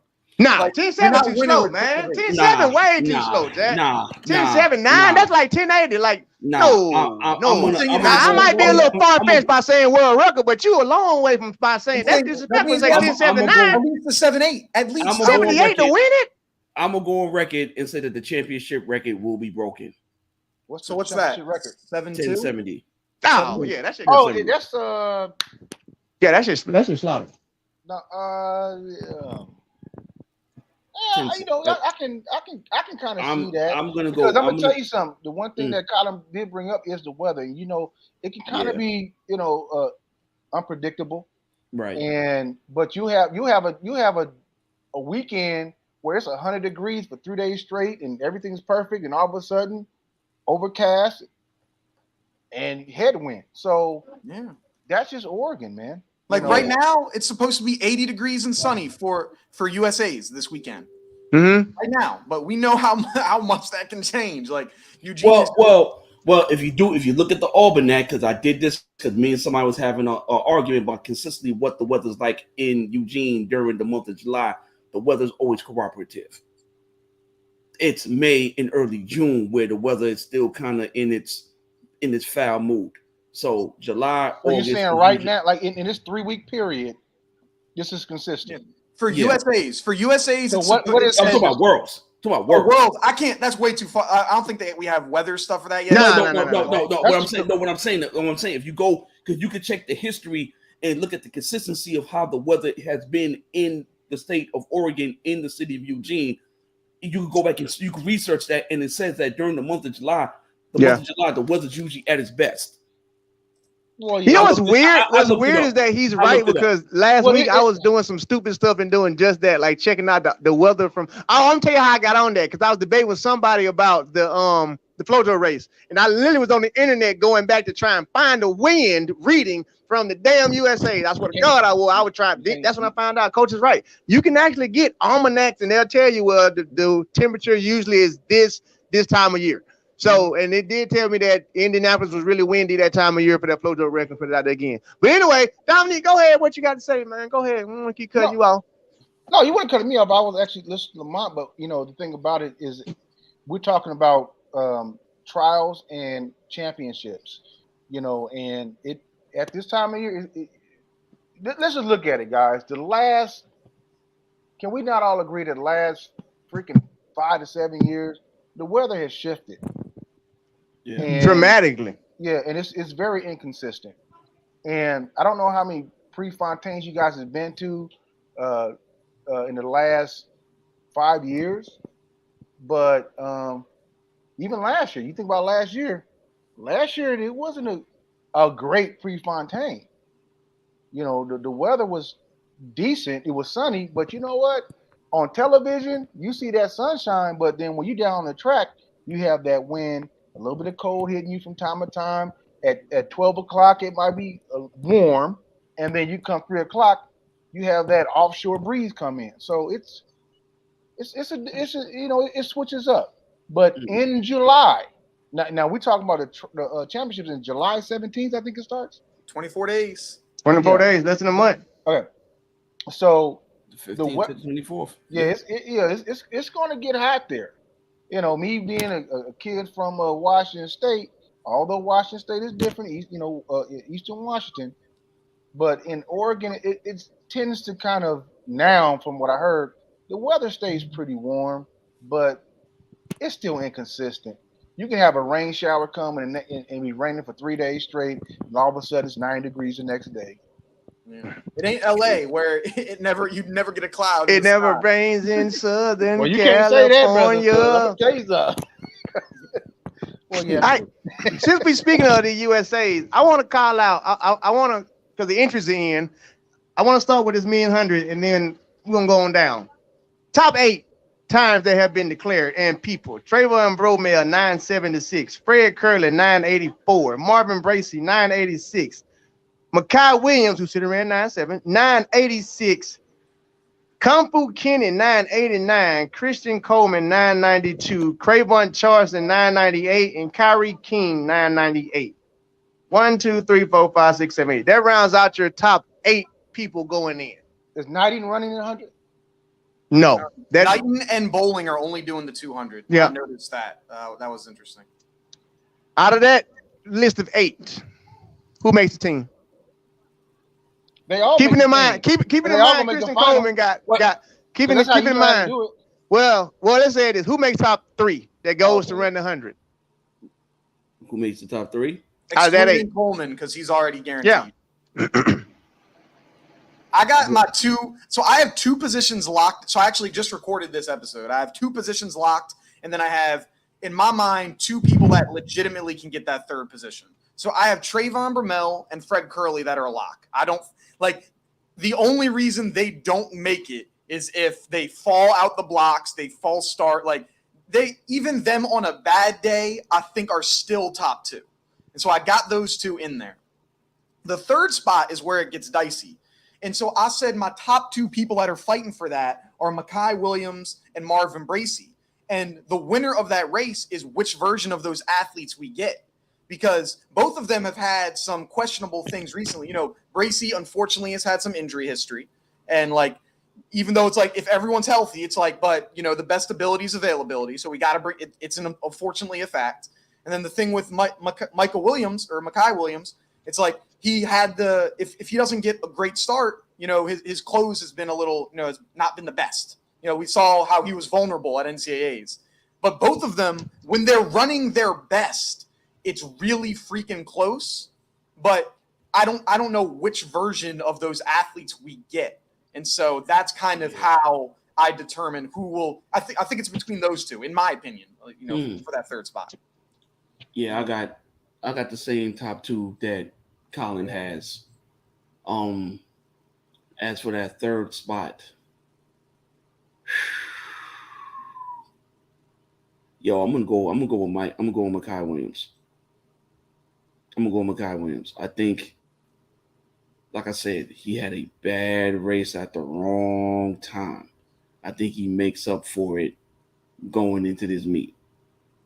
I really think he does. So I'm gonna go with Mekhi Williams for the 3rd for that 3rd and final spot. I know we're forgetting somebody. Somebody gonna jump in the chat. Chat people unite. Nah, ain't nobody to forget. I don't went through the whole list. The next person after them 8 is Mike Rogers. Can you say the list again? Say the chat. All right. Here you go. You got Trayvon Bromell. Yeah. You got Fred Curley. You got Marvin Bracey. You got Mekhi Williams. You got Kung Fu Kenny. You got Crayvon Charleston, Kyrie King. And Mike will round it out as that top 8 without Christian Coleman being in. I do like Hall too. I don't think I think if there's a dark horse, someone that has not run sub 10 yet that could get in. I like him. I like him potentially making a relay team. He could sneak. Yeah, he's not gonna make in that top 3 though. I don't think top 3. I think he can sneak into the final makes the relay team. That's the. Mm-hmm. That's where you guys. That's where you guys. Y'all get lucky because hurlers it's only top 3, but y'all little sprinters y'all can make 18 million. The world championship. 400 meters. Now with the mixed 5, you just gotta make the semis to make it. Oh really? I'm kind of joking, but it's don't be joking with me because I might come back a little bit. It's I think it's top 10 because these heels. I think it's top 10 almost because of the mixed relay. They be taking everybody. No, I'm just saying. The thing about making a team. Well, we're gonna say making the team. Nowadays, we gotta say who's gonna place where. Right. Mm-hmm. You say team. Everybody you just named, Ray, is gonna make the team. Unless you have once again a dark horse from who makes the lower 14. Somebody might upset somebody in the top 8. I'm not sold on Elijah Hall just yet in the 100. I'm sold on him in the 200, but he runs so sporadically. That's a USC kid, right? No, Elijah Hall is the kid from Houston. The American record. He broke the American record in the indoor 200 back when he's at Houston. He only coming in with a 10:02 though. He ran the second fastest time in the history of the indoor 200. Yeah. This year in indoors? No. He ran it a couple of years ago. That's one of Leroy and Carl's guys. Yeah, I know that. But Elijah Hall. Okay. A name sound familiar, but I gotta remember some of his races. So for me, dude, like it's Marvin Bracey clearly, getting third place spot. it- Makai Williams is not gonna get it. He's not getting it. He can't get it. I'm gonna tell you he's gonna get it because He can't get it. He can't get it. Why not? You were so sold on this. How many guy times has last week. Makai run under 10? I'm gonna tell you why. This is why. Okay, yeah. We're talking about championships. Okay, we're talking about championships. Yes, both of them been there before. Both of them. Makai was there last year. Both of them ran 9.8. Both of them last races was kind of flimsy. Literally, both of them. They didn't look good in their last race. So now what I gotta do is I gotta say, okay, we're going to a championship. What would separate the two of them? Oh, I gotta go to coaching now. Because what you want me to believe is that, and there's no disrespect to Michael's coach at all. I promise you that. But again, I'm thinking about who coaches Trayvon Bermel. How you gonna coach him instead of mentality and consistency? Here's why I'm gonna put coaching in it. Because if you got the right coach, and you know this, don't be trying to come for me. If you got the right coach, you got the right coach, you know the right coach, like a John Smith, like anybody gonna get in your ear at championship time. You know how many times athletes say, you know what, you can suck my. So you know. This is true. Right, this is true. This is what I'm saying. I get what you probably alluding to, but I'm gonna tell you something. Your coach has a small fracture of who you are if they're just coaching you, but then they also add to your mentality. Now, if you're already not a punk and they make you less of a punk, and you 100% Hulk Hogan or Incredible Hulk in this joint, it doesn't matter who your damn coach is, because I had some bad coaches, bro. I get that. You see a lot of athletes out there with some bad coaches, but their mentality override the coaching skills. You see what I'm saying? And they make coaches look good, and you know that. And you can't deny that. Damn, you can't prepare today. You got a point now. You do got a point. Don't do that. Don't do that. Don't ever negate You do that. got a point now. You do got a point.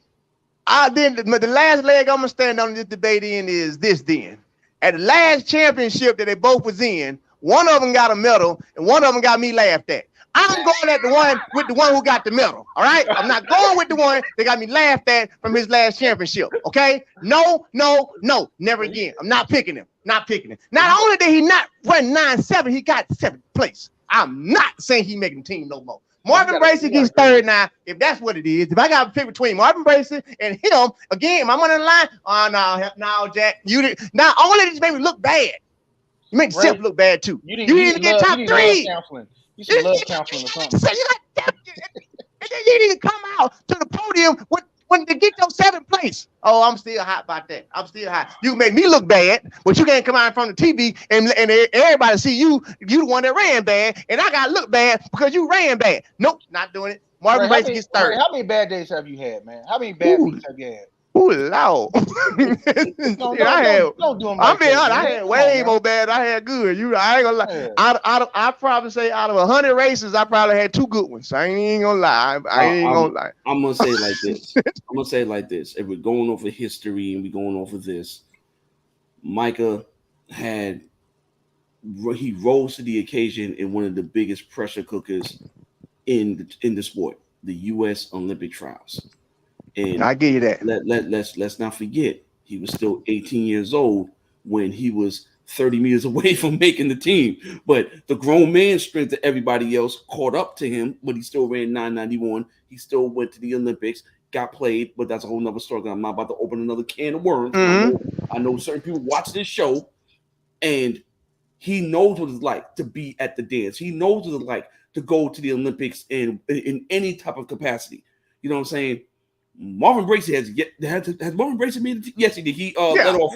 Yeah, he let off one of the relays in the prelims. So 2016. So, right. So I'm gonna go with Williams because he knows what that pressure cooker feels like. Bracey knows what it feels like too. But I don't know, man. I don't know. I need to hear Colin give the stats. I gotta use race. I need Colin stats right now, bro. I got it. So I'm about consistency. How consistent are you? So not Marvin Bracey. Mekhi Williams, he had 2 sub 10 legal races with the 986, 983, and then he had 2 or 986 and 991. And then he had another 2 races that were windy with it was a 991 and then a 983. So he's had 4 races sub 10, and he's only had 2 races that were above a 10-1. Like every other thing, he's run a 10-0 something. Like he's been very consistent in the 10-01, 10-02. So he's a 10-0 runner. He's a 10-0 runner. I'm saying, like, he's been very consistent with that, and he's ran like 7-8 times. But so is Bracey.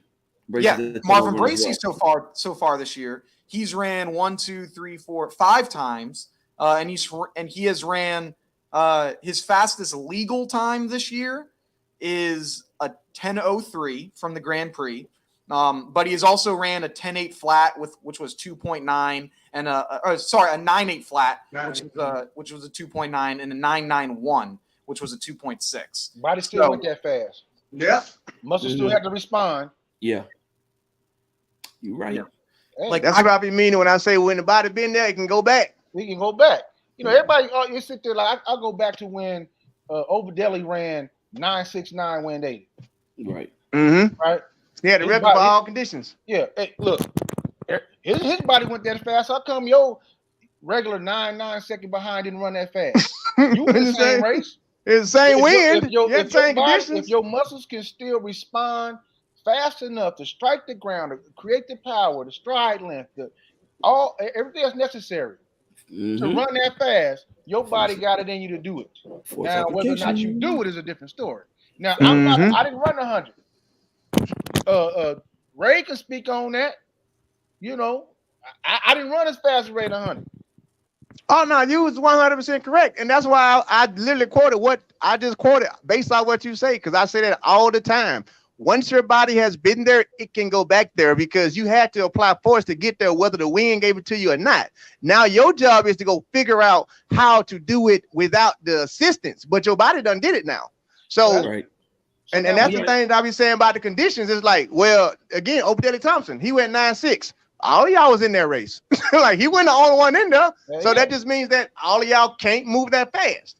So that's the only reason why I give it to, like I'm saying, right. I'm being comical about Mekhi, but I'm really giving the Bracey based off of the fact that it's like, I just feel like he a little more professional. He got a little extra edge than Mekhi only because he's been in the game longer. That's really it. Like, I mean, the dude been professional for 5-6 years. Now, granted, he might ain't lived up to what we think he should be able to live up to, but he's been in the sport long enough to where he's done enough to where if I got to pick between him and a college kid, respectfully, I'm going to go with Marvin Bracey. Unless this college kid is running like 9.7, now that's different. Now, if you're talking about Benjamin Osmati, I'd be like, well, hold on, Bracey. Oh, no, because you know what I'm saying? But, you know. I see, it looks like Elaine's husband is in the chat. Okay. Oh, yeah, that's my boy. That's my boy. I've been trying to tell you, I did the wrong family. That's my boy. He already knows. Shout out. I think shout out to Coach Harrell. While it was obviously not, it was terrible. Like Coach had mentioned, it was bad time to have a bad race for Mekhi Williams. I think like there's a possibility that the fact that he lost can end up helping him for USA's, because it's like, for example, I can't think of like a perfect example right now where like when teams go undefeated, like NFL teams go undefeated into the playoffs, you feel no one can beat you. And then you might stop doing all those things that you're supposed to do because you've been undefeated. You know, you're the best right now. So, hey, maybe you go to bed a little bit later. Maybe you're not eating like what you're supposed to. It's like, man, I'm Tom Brady. I'm the Patriots. That year we went undefeated. I don't got to worry about Eli Manning. And then you go into the Super Bowl. So I think sometimes it's a good thing to lose right before your major championship. Because it's like, wait a minute. Maybe he went into those NCAAs thinking I'm top dog, no one can touch me, and then he loses and is like, man, all right, let's lock this back in. Like I just saw I could get beat. Let me lock this back in, and maybe like so. I'm wondering what the mentality is, going in. 'Cause it could be that thing, or it could be I'm on the other side of it, No, absolutely, Colin, man. I'm gonna tell you something, man. I hate using myself as example from time to time, but sometimes I only have me to use if I don't know your story. But when I broke that record, when I broke the American record and world record at the same time, unfortunately, my ass got second. When that happened, 3 days before that, I was in Paris, and me and Terrence was running. I ran 13:08. He ran 13:06. But I learned something 3 days before. I watched him in the back warming up because I was notorious for having a horrible start, but I run everybody down. That's why I have this issue with when it comes to Grant. Grant, your start's too doggone good to not finish the race. But anyway, that race before in Paris, I watched Terrence's arm when he took a start out the blocks. I know my back arm when I push out would be straight. You see a lot of sprinters do that. Tyson was notorious for it. Andre's notorious for it, but he fixed it. He got his stuff. He got his angles to be from 180 to maybe 120, 140, what have you. But when I got out with Terrence, he would still beat me, but I felt like I was close. Now, what happened later on that race is I hit the last 3 hurdles. So he nipped me at the line. Now, my mindset was, I can't let him do that again. I got to fix some things. So I lost because of some mistakes I made. Body doesn't change. The training doesn't have to change. Mm-hmm. Your execution is what changed. So I had to change my execution. My fitness didn't change in 3 days. But how do you execute? What's my mindset when I went to that race? So that's why I did what I did. How you go from 13:08 to 12:90? It had nothing to do with the workouts I did in between. I didn't do nothing. Went to sleep, ate. Like you talking about eating, what you do before a race. How you prep yourself. Do you go sleep the same time? Do you take the ice baths? Do you take a massage? What do you do? The execution makes all the difference. Yep. That's why when I go back, you guys talking about the 100, I'm gonna go back to 04 when what's her name from Jamaica? Not Usain, man. Asafa was supposed to win. Mm-hmm. He was killing it that year. Mm-hmm. Why? He get 4th place. Why? Execution. You sitting there playing around. Gat ran probably one of the most perfect executed 100-meter dashes of all time in that 2004 Athens race. He sure doggone did. But what happened was he shouldn't have won that race if Asafa wasn't playing throughout the rounds. And that's what we talking about execution, Colin, right? Now, in the first round, when you're a 100-meter runner, and Ray, you attest to this, you say yes or no. You too, Lamont, yes or no. Every round you push out further and further because you're trying to make sure you finish the race the right way when it comes final time.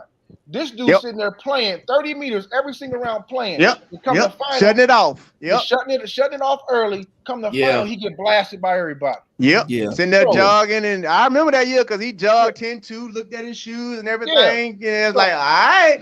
So what I've been taught is that first round is 60. That second round is 80. That last round is 100. If it's Olympic year and it's 4 rounds, it's the opposite. It's 40, 60, 80, 100. Right. It ain't no 10, 20, 9. All right, because when that system get to not firing and their system is firing, you're going to be in trouble. Exactly. That's why when you guys are coming up with the predictions, that's why I asked Colin, so how consistent are they? Because maybe they don't know what we're talking about right now. Maybe they do. I don't know. But how consistent are you? How turned on is your body? Because if your body, that's why I brought the win dated time. And the last Olympic champ, Lamont, the guy from Italy. You guys, I'm pretty sure you've seen the videos how he trains behind that car with the okay. And so it's no wind assistance. So what he's essentially training in a non-wind assistant or againstment zone. There's no wind in his face. There's no wind to his back. So it's pretty much cut out. So he's pretty much training in an indoor facility on an outdoor track. So everything he does is equally measured. Whereas when you guys are running, or when these guys are running now, they're not training that way. So how are you? So what is your consistency like? Who have you ran against when you were consistent? Where you have some, for example, when Knighty ran his 1949, he had fumble in the race. He made him like a high school runner. Right. You see things like that. Who are pushing you? Who are you consistent? How fast are you running? How consistent are you? And who are you running against when you are that consistent? If you run your 9 seconds, are you consistent against 9-second runners or 10-2 runners? It makes a difference. Because how far are they pushing you through the race? Yeah. 1,000% correct. Man, I love this take right here, boy. So we got to go ahead and move on, though, and move on to this women's 100. So Let me we call all these names out. Go ahead. 4 people that can make the team, though. It sounds like. Yeah, right? we all got to. Yeah, it sounds like we all in agreement on who that top 4 Which is. one of the 4 it's going? Okay. Yeah. I don't foresee anybody else sneaking off in there. But in this women's 100, the fastest time coming in, you got Tiana Daniels, 1083. Then you got Leah Hobbs, 1083. Then you got Sha'carri, 1085. Sturgis, 1087. Melissa Jefferson, 1088. Tamari Davis, 1091. TT Terry, 1094. Maribel St. Price, 1095. I think that's your top 8 coming in. 1, 2, 3, 4, 5, 6, 7, 8. Yep. Maribel St. Price, St. Pablo cuts it off at 1095. Ooh. Good year. What's top 3? That's all we do. It's a top 3 show. Give me your top 3. You know it's gonna be Sha'carri. Look, no one's beating Sha'carri. No, I said 3. Whoa, give me your top 3. Yeah. So I got. You got Sha'carri. Okay. In order. In order. Okay. Go ahead. I got Sha'carri. I got, just based on what we've seen so far, I got Sha'carri. I got Aaliyah. And I got Miss Clutch. I got Tiana Daniels. She always figured out a way how to make that team. I got the same. That's what I got. By the way. Yeah, Same I got. too. Yeah. And I got Hobbs winning because I was about to say I don't have that order at all. I got Hobbs winning because she got some get back juice from how she got done dirty the last time she was in Oregon. That was wrong. The way they did her, that was wrong, man. Yeah, they did her dirty, man. They did her dirty. All right, Ray. What's your order? What's your the exact order? Aaliyah Hobbs. Okay. Sha'carri Richardson. Maribel St. Price. It ain't gonna change. Nah, my 3 ain't changing.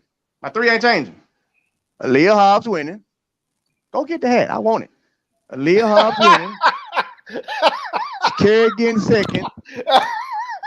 Maribel getting 3rd. Now here's why.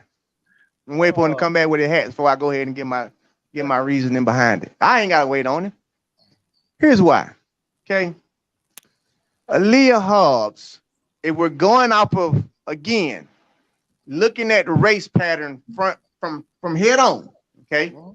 If we gonna sit here and break down Shelly Ann's and go ahead, hold it on.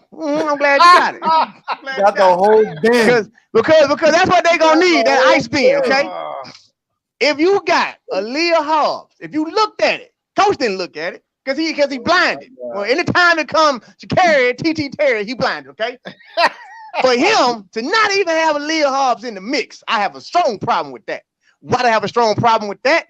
How are you gonna not put the person who done whooped your winner, who you got winning every time they don't land up? Based on what we just talked about, based on what Dominque just talked about, based on everything we saying, this girl ain't beat Aaliyah Hobbs yet this year. And you're saying that in 2 weeks it's just gonna turn around and Aaliyah Hobbs is not even gonna make the team? Because I don't remember you saying she's gonna make the team. No, they said Aaliyah's 2nd. He said he got Aaliyah's Aaliyah 2nd. But he got Aaliyah 2nd. Yeah. Okay. First of all, Aaliyah Hobbs is gonna win. Ain't no getting 2nd. There's no getting 2nd. Why? When I raced you in Jacksonville, if I'm Aaliyah Hobbs and Sha'carri, I put ground on you. You had enough time to go train. I had enough time to go train. We waited exactly a month later because it was May. Now they're in middle of June. We waited a month later. I put the same gap on you, okay? I put the same gap on you. Now, respectfully, if we watching the races head on, who looked better? Who had a better transition? Aaliyah Hobbs looked way better. Aaliyah Hobbs had better foot lift. Aaliyah Hobbs had better knee edge. Aaliyah Hobbs had a better drive pace. Aaliyah Hobbs had a better second half. She had the same race in New York that she had in Jacksonville. So what y'all want me to believe is y'all are Dallas Cowboy fans. I'm not going to ride with somebody because of the damn name. That's a Dallas Cowboy fan. Coach is a Dallas Cowboy fan. Yes, by name, Sha'carri should win. But there's no way I'm supposed to believe that she can beat Aaliyah Hobbs. I'm not. I respectfully gave her second.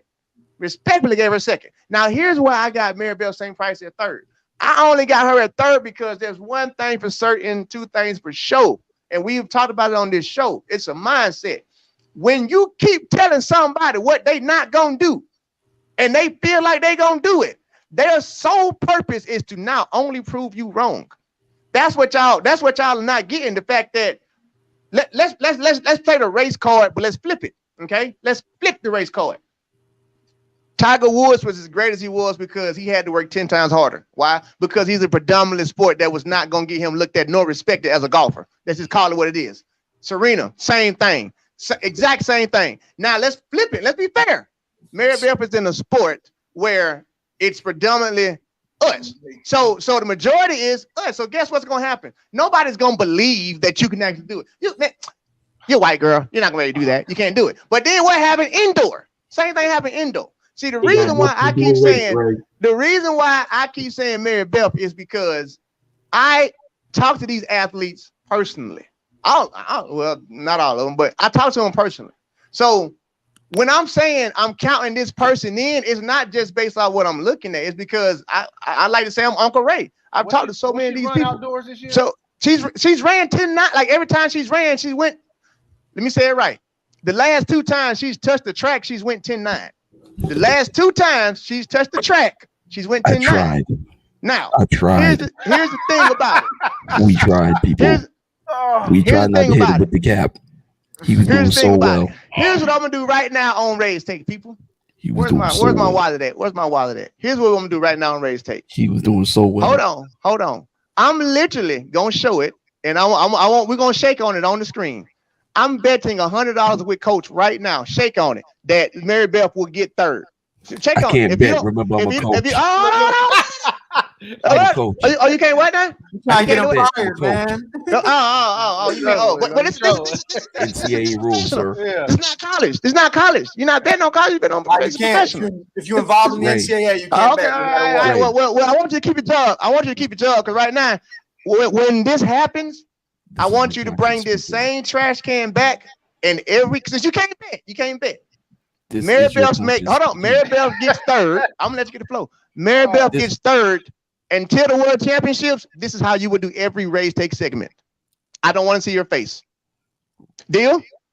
Deal? Maribel will take second. Third. I said third. Deal? If Maribel takes third, you will have to wear this trash can until the World Championships with this on your head every RaesTake segment. Will you agree to that? What if she doesn't? What do you have to do? That's not. If she makes third, there you go. If she gets third, Ray don't have to do. It's called RaesTake for a reason. Like first take. No, Ray ain't got to do nothing. You feel so confident that she's not. You feel so confident that she's not because you went as far as getting a trash can tub, which means you are overly confident that she's not. So if you're that confident, then Ray ain't got to put nothing up. Then you can put it up because you're showcasing that you're overly confident that she won't make it. So since you're overly confident, you wouldn't have no problem taking that. So if she gonna get third, this is what you gotta do. Monzavius. Can we agree to that? I'm calling you by your government name. Can we get agreement? Monzavius. Can we get agreement? Are you gonna agree? This is your conscience. Are you gonna agree? Speaking. Are you gonna agree? Conscience is telling you that you don't believe. Are you gonna agree? You just said. Are you gonna agree? I'm pretty sure Colin's pulling up her. Are you going to agree? I don't know if you're going to agree or not. Oh yeah, we're pulling some stuff up for sure. Yeah. I just want to know if I really want him to agree to this. I really want him to feel so confident that he knows she's not going to make it to where you will agree to wear this trash can tub if she does. Monzavius Rayful Edwards. Is that a yes or no? We love Mary Beth. That's not what I asked. I said it's a yes or no. Since you feel so confident, yes or no. Hold on. Say I will wear this tub if she gets third. Ray, I'm listening. I gave you the floor. Okay. Let me get this out. We all love Mary Beth's story. Tell him again. Y'all gonna piss off. She can run 10-7. Keep going. Sir. I love that woman since she was in high school. She's one hell of an athlete. Okay. Do I believe she's gonna make the final? I will give her that much. I would not belittle her in that manner. But Mr. Rayford Edwards. You have not gave me any logical reasonings though. Every week you just say it ain't gonna happen, but you ain't. I can't give them to me. Give them to me. Logical reason. Give them to me. Here's the logical reason. I do not believe that she could run 10-8 to make that team. Now, here's where your argument can kind of sway in your position. If it's anything over 10-90, then they gave that girl a fighting shot. Let me ask you. So where does Sturgis run 1087 at? Say it again.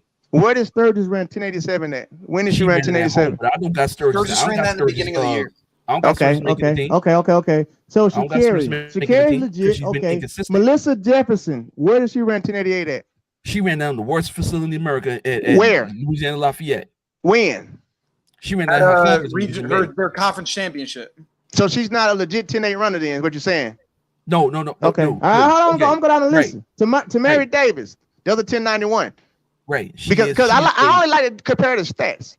Right. Because you said they got to be a 10-8 runner. Right. Her PR is 1088, but she is a consistent 11-0 runner. Okay, so wait, let me get this right. So what your argument is, a 10-8, somebody who hit 10-8 one time, but you just said a consistent 11-0 can beat somebody who consistently going 10-9 now? No. Okay, Ray. Right now. Mary Beth went 10-9 3 times. Twice. But she's a consistent 11-3, 11-2. Okay, so Colin, let's go with it. Mary Beth's last 2 runs, what did she hit? I just said I just had it. It was 10-9-5 and a. Let me go back. Here it is. Okay. The last 2 runs. Last 2 races was 10-9-5 at in Nashville. Same meet, and then a 10-9-6. They're both on the same day. So same day she went 10-9-5, 10-9-6. So she went 10-9. Her last 2 runs were 10-9, 10-8. Okay. What was Tamari Davis's last 2 runs? Give me a second. Because I like what Dominque said, because he said something that made sense when he was like, "Well, give me their runs. Let me see what they've been doing." So, let me. Tamari Davis. She's college, right? Yeah, Tamari Davis Adidas now. Yeah. So, she just went. Yeah, she went pro early. She ran her last race was an 11:19, and then before that was an 11:15. Okay, so let me go back up the list then.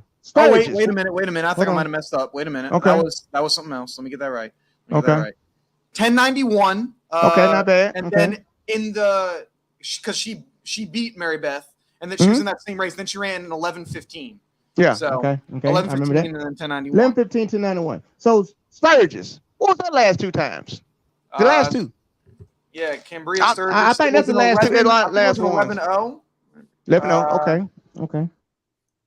She's been. Wait, let me. Sturgis Sturgis. Cambria Sturgis. Her last 2 races have been. Where's the results? There it is. Results. 11-0 at New York Grand Prix, and then 11-3-5 at. Interesting. So based off the information you just gave me, based off of if we was living in a perfect world. Oh, better yet, I would say a perfect world. I like to use kids because kids are unbiased. Children tell the truth. So if I go into any 3rd grade class right now, they don't know nothing about track and field, and I say, here is a list of names. Here is the last 2 times all these people have ran. Based on what you're looking at, who has the better probable chance of winning? Y'all don't like probability. That's what's wrong with y'all sometimes. Probability says, no, Mary Beth has the best chance. Why? My last 2 races, I've went sub 11, both of them. And my last 2 races was about a week and a half ago. Your last race a week and a half ago wasn't under 10. I mean, it wasn't under 11. So for people to think that the people who ain't do it, that are the Cowboy fans, you don't look at the playoffs. Okay, well, what happened the last few times? Who's more prepared? Going into this, Mary Beth was more prepared. Why? The numbers just said it. Colin said, I didn't ask for them. Them were my numbers. None of my numbers.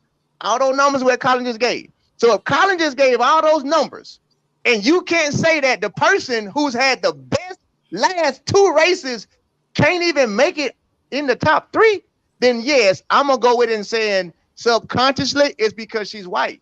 Because facts are facts.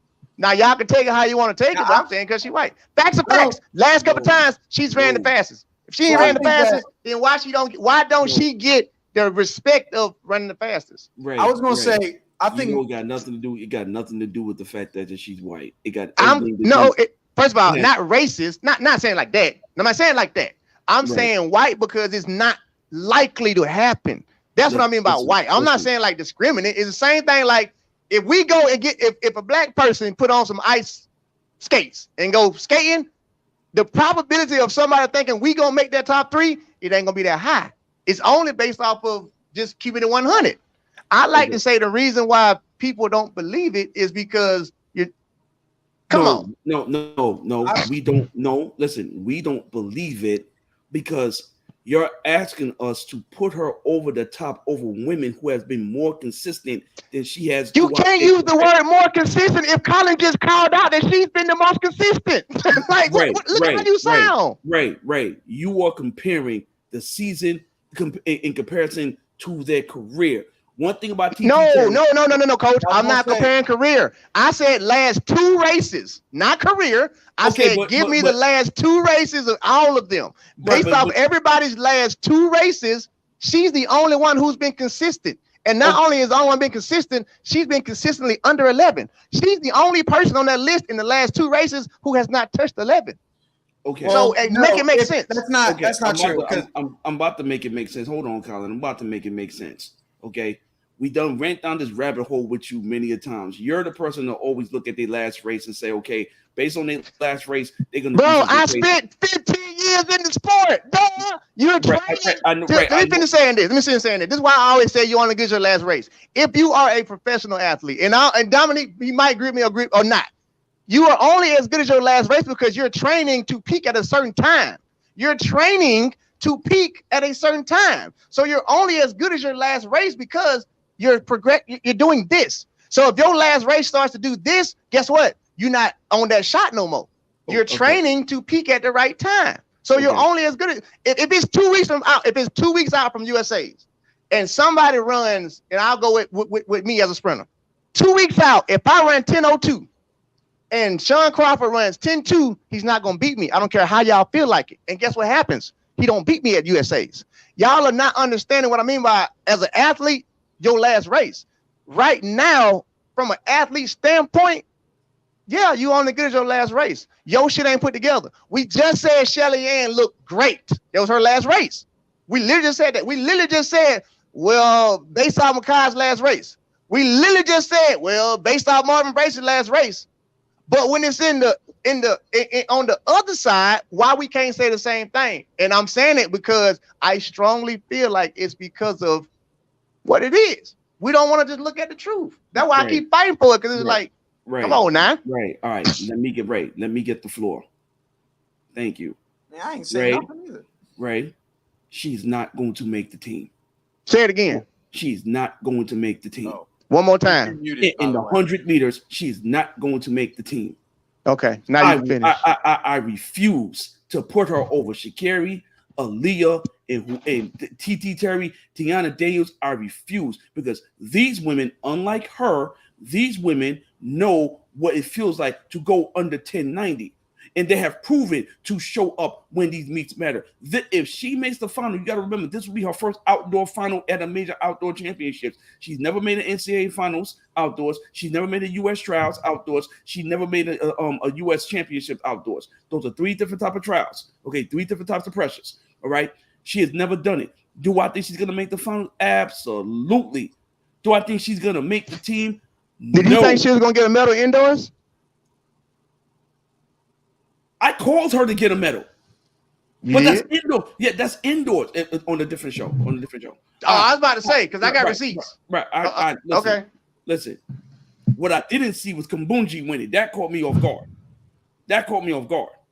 Okay, so that's besides the point. At the end of Dominic, the day, you're on mute. I don't know why, but you're on mute. At the end of the day, okay, at the end of the day, I'm looking at patterns. I've said this before, and I was right the last time I said this. I'm looking at patterns. It is good that she is dropping these 10-9s. I do not believe that she is going to make the team, only because this is new to her. Now, if this is the following year, I may not give you as much blowback. But let me tell you this right now. If you can sit here on the screen and tell me right now that she can beat one of those top 3 girls who's been proven at a championship, bro, you can't. Look here, Coach. We will always, because you asked me a question. We will always go with that debate because I think sometimes y'all just look at me and forget that I'm Ray Edwards, the nigga who ran track. The answer is gonna be yes. Why? Because I'm walking proof. You can't debate me on some shit that I know. The teams that I made, it was because of people like you. That's why I made the team. Ray Edwards, who would ever thought? I'm gonna show y'all. Right. No, first off, I saw you come up. So you making the team never surprised me. Remember, I was there for your journey. I seen it with my own eyes. My thing is this. We're not talking about that. We're talking about what we are seeing and catching. She would listen, the girls who she would have to beat would have to have an absolute bad day. Absolute bad day. I'm talking about they not running their best. They have to have an absolute bad day. Abby Steiner's not running the 100. FYI, breaking news. Abby Steiner's not running the 100. I knew about that last week, but I found out after the show last week. So she's not running the 100. So that frees up another area. Same with Gabby. But Gabby isn't either. Right. Gabby's not either. So that's what I'm saying. I feel comfortable. Who said that she was going to be over? Hold on. Over Sha'carri or Tiana Daniels. Well, quote me right though if you're going to quote me because I said third. That's so fine. If you're going to prove the point the right way. I said third. I said behind Sha'carri and behind Aaliyah. Dude, now the question you got to ask me is, do I think she can beat all the rest of them? Ask me that question. What I want to touch upon this is what you get something else. She's going to finish 4th, 5th, so she can beat the rest of them, but you're not going to beat them. Ray, you brought up if you ran 10:02 and someone else ran 10:2 leading into the championships, there's 2 phases of that, and you guys know as well as I do is how you build up into a championship. Are you training? Are you overtraining? Or are you training through a meet, or are you prepping? Did you already take off your heavy weight, your heavy training, your heavy speed work, so you can stay light before a championship? So it's kind of hard to measure if you want to grade or rate the last couple of races prior to, because you don't know if they've been training through a meet. If someone who ran 10-9 possibly runs 11-1 or 11-0 doesn't mean that they won't make top 3. So to Lamont, if Mary Beth, Colin, you said her last couple of races she ran 10-9, 10-9-5 and 10-9-6. 10-9-6. Or once again, if I had a breakdown, because I love doing both. Even though I don't know your training regimen, if you look at the consistency of athletes, typically, especially when you're going into a championship, you guys know this. Your last race going into a championship kind of leads the way for where you're going to end up. It's kind of hard to see someone who that goes over people's head. Yeah, who runs an 11-1, and you say, oh, they're gonna make the team, even though let's say early in the year they ran 10-9 their first race. Maybe they dealt with injuries. We don't know. So if we're gonna go off, that's why I always go off. How consistent are you, and even up to and through the championships, because we don't know what's going on. But if you have knowing coaches and how they train their athletes in the type of training regimens that they use, you can kind of gauge it, because we know a lot of these coaches, so we can kind of gauge what they may be doing. But I see a girl like Mary Beth. Oh, she's a skinny, slight-footed little white girl. She's getting down. The Prandini, she got down, and she's still getting down right now. So I don't know if she's running 100, but once again, Prandini showed up before when people didn't think she's going to show up. So when Ray says that he sees her making it, I can kind of see her making it based on her consistency going into the championship. But when you look at those other 10-8s, they kind of go, well, your body hasn't been there yet.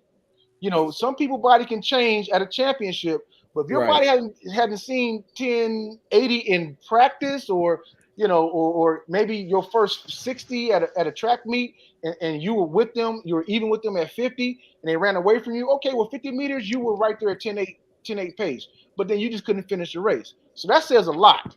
So if she hasn't done that, because she's proven she can run 7:04 indoors, and that's fast. But y'all know as well as I do, as Americans, we don't care how you run indoors when we go run against some Europeans in an outdoor season. They go out there, they break all kinds of records. You run 6'9" or 6'3", 6 whatever you want to run. But come outdoors, we can sit there and run 6'5" and still blaze you in the outdoor season. So you can run a decent race. But how are you looking?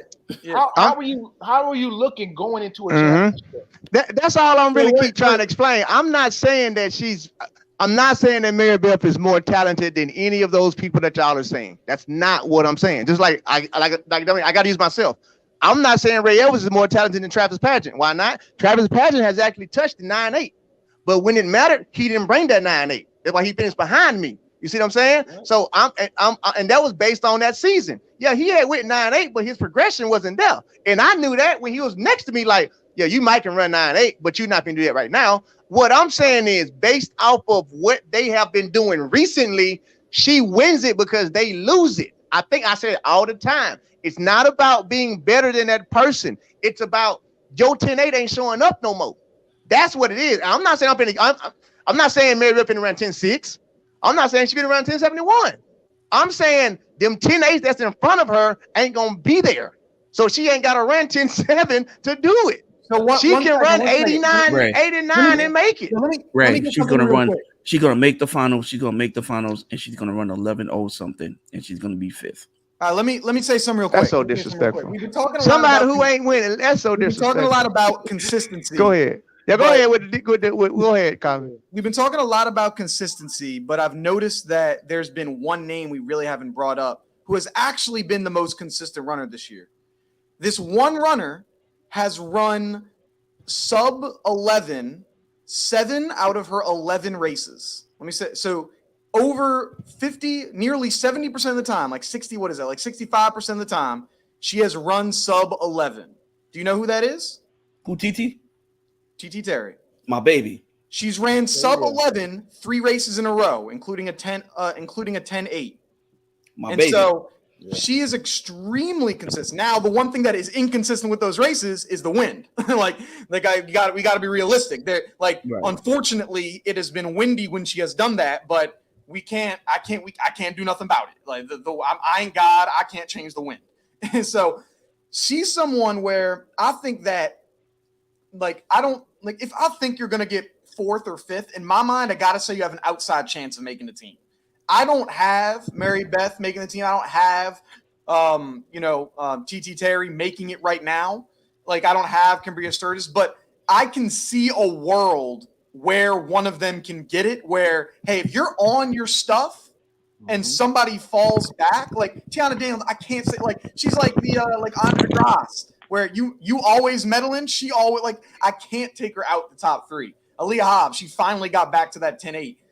Range first time since 2017. Sha'carri. Like, it's hard to take those 3 out, but I mean, Quenisha Terry is moving. I mean, she's 7 out of 11.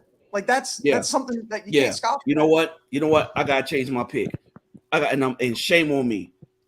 I got TT Terry finishing the top 3, edging out Miss Clutch, edging her out, just barely edging her out, but she's gonna make the team. So I got Sha'carri, I got Aaliyah, and I got TT, and I got Miss Clutch, 1, 2, 3, 4, and I got Mary Beth getting either 5th or 6th at 11.07.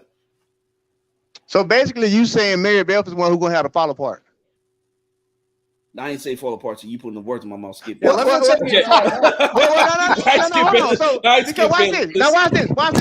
this. Because if Rael was, because I'm gonna use myself, if Rael was just dropped 10 flat in New York, like this was exactly what I did, and somebody say I'm already finished. If I just drop 10 flat, and then somebody say I'm gonna get to USA's and go slower, I'm gonna look at that as the most disrespectful thing in life. Like, what do you think? What am I training for? Okay, like, what am I training for? Like, all right, here we go, Ray. Here we go. And you and both, only you and Dom can contest to this. That call room is a different animal. That call not if you don't care about the call room. No, hold on. Because like everything you giving though is like you can't use these because she was in. We're gonna get off this, but she was in the call room at World Championships and got a medal. Okay, yeah, like you disregarding like the mental, like you keep the call room is so different. Guess what? Lamont, you can't do it like that, bro. I'm gonna do it like that. You know why? I'm gonna do it like that. You know why? Because that 40 extra meters means a lot. And let me tell you something. Understand. What that got to do with the call room mentality? Right. Let's keep it 100. If the U.S. really ran all their top people indoors, there's more incentives indoors, you really think Mary Beth would have made that team? She's one of the top. Bro, it'll be one thing if you're talking about 7'1", 7'5". Yeah, I think so. God damn, you look at historically, how many people run 7'0"? Thank you. How many American girls run 7'0"? Like you're trying to discredit too much of her to build your point. Right. You can have your point of what she won't make it, but all your examples are discrediting her. Like you, hold on. But what you just said right now. Hold on, Ray. You mean to tell me in 09 that car room wasn't different when you knew who the hell was in your race? No. You know, I'm gonna tell you what happened in 09 that car room. I had my headphones on reciting Mark 5:36 in my head. I had my headphones on reciting Hebrews 11:1 in my head in the call room. I was in the call room saying, ain't none of these niggas better than me. I'm in the call room shaking, rocking back and forth like, let's go. You know what I'm saying? Like I've been in there, like a world champs, the whole thing. Like y'all saw me in 09. Like, yeah, the call room gonna make or break you. Okay. But if you can make it through that call room, here we go. Then shit, like. Here we go. Let me tell you how I know the call room is different. Most of y'all, me and Dom, we all three of us. I'm gonna use indoors. We've all been in that Boston place. Ray never had those headphones on when we was at indoors. All of a sudden you get outdoors. No, I ain't care about indoor. So you got headphones on now? Yeah, I got headphones out. And indoor. I don't care about indoor. What's your point? The call room is different. What Dominque say? Don't nobody care about that. Like, Lamont, really? After all the training, all the meet you psychological warfare that goes on in that call room. Ain't nobody looking at each other. Nobody cares. If everybody's sitting there mean mugging each other, walking around with spikes about to slap somebody in the face. Coach, I'm gonna say this, Coach. I'm gonna say this, Coach. This ain't disrespect, Coach. When I say this, look, when I say this, Coach, this ain't disrespect. That's what I'm gonna say. Nah, respectfully, I'm saying respectfully. You know, my boy, I love you to death. Where we go back and forth. Respectfully, me and Don been in there before at the highest level. Right, so if you in that trust me, if you in that room, you're in that room for a reason, because mentally I'm tough enough to be here. And this shit ain't gonna break me now. Like if I'm here, if I'm at the championship, I'm in the call room, your antics might amp me up even more to be ready to run. You're not gonna scare me. Like I'm gonna mash your neck. Come on, I'm top 8 right now, Jack. I'm here. That call room psyche is how we mess up people in the first round. The college kids that come in, the nobodies. We do that to them. In the finals, bro, ain't no psyching nobody out. Like we ain't afraid. We're not afraid. And that's why I keep saying, that's why I say I subconsciously I say that we pick on Mary Beth so much because of her skin color, thinking she can't take the barbershop, thinking she ain't got what it takes. And it's like, man, this girl, she done showed it. I don't. I've like I said, I've had respect for that young girl since she was a high school baby, yo. Like I love that girl. I'm just saying that if I had to make my pick is gonna be TT in no particular order. TT, Aaliyah, and Sha'carri. That's my pick. That's fair. That's fair. We're gonna move on to the 200 because that's fair. But I just want to make sure you bring that same tub back and she get this 3rd place slot this weekend. I swear to God, what I tell y'all right now in my life, all I know is when I go home tonight and I pray, I'm really not gonna pray for her or pray for him. I'm like, Lord, please, don't make him have to eat these words, because I swear to God, I'm going to make sure he on the show with a tub on his head the entire show. You better. You just became what the dude name is, Dwight Stone. You just became Dwight Stone 2009 when Ray Ellis made the team. Ray Ellis, who would have thought? Jesus would have thought, nigga, and walked off on it. That's who you just became. Moving right along to the 200. Don't tell me.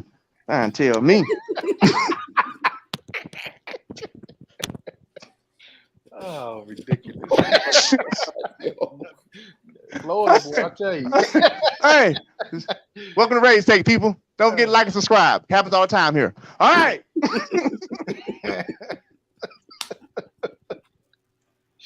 Men's 200. Top 8. You got Arian Knighton at 19.4. Noah Lyles 19.5. Fred Curley going double at 19.7. Kenny going double at 19.7. Matthew Bowling 19.9. Christian Coleman 19.9. Isaiah Young 19.9. Nah. Kyrie King 20.02. Nah. Everybody after 4 don't even, Yeah. So here's who's gonna make the team. I got Noah Lyles. Right? Now let's use real progression. The man hasn't went backwards all year. Every time he stepped into 200, he's ran fast. And significantly fast. I'm not talking about he ran 1972, then he ran 1970. No. He ran 1982, 1972. Oh yeah, Noah got to buy. Noah got to buy. Oh yeah. Yep, he got to buy. So he wasn't even what's the name. Yeah. So all he got to do is run one race, and that's it. Yeah, one round. So for me, Arian.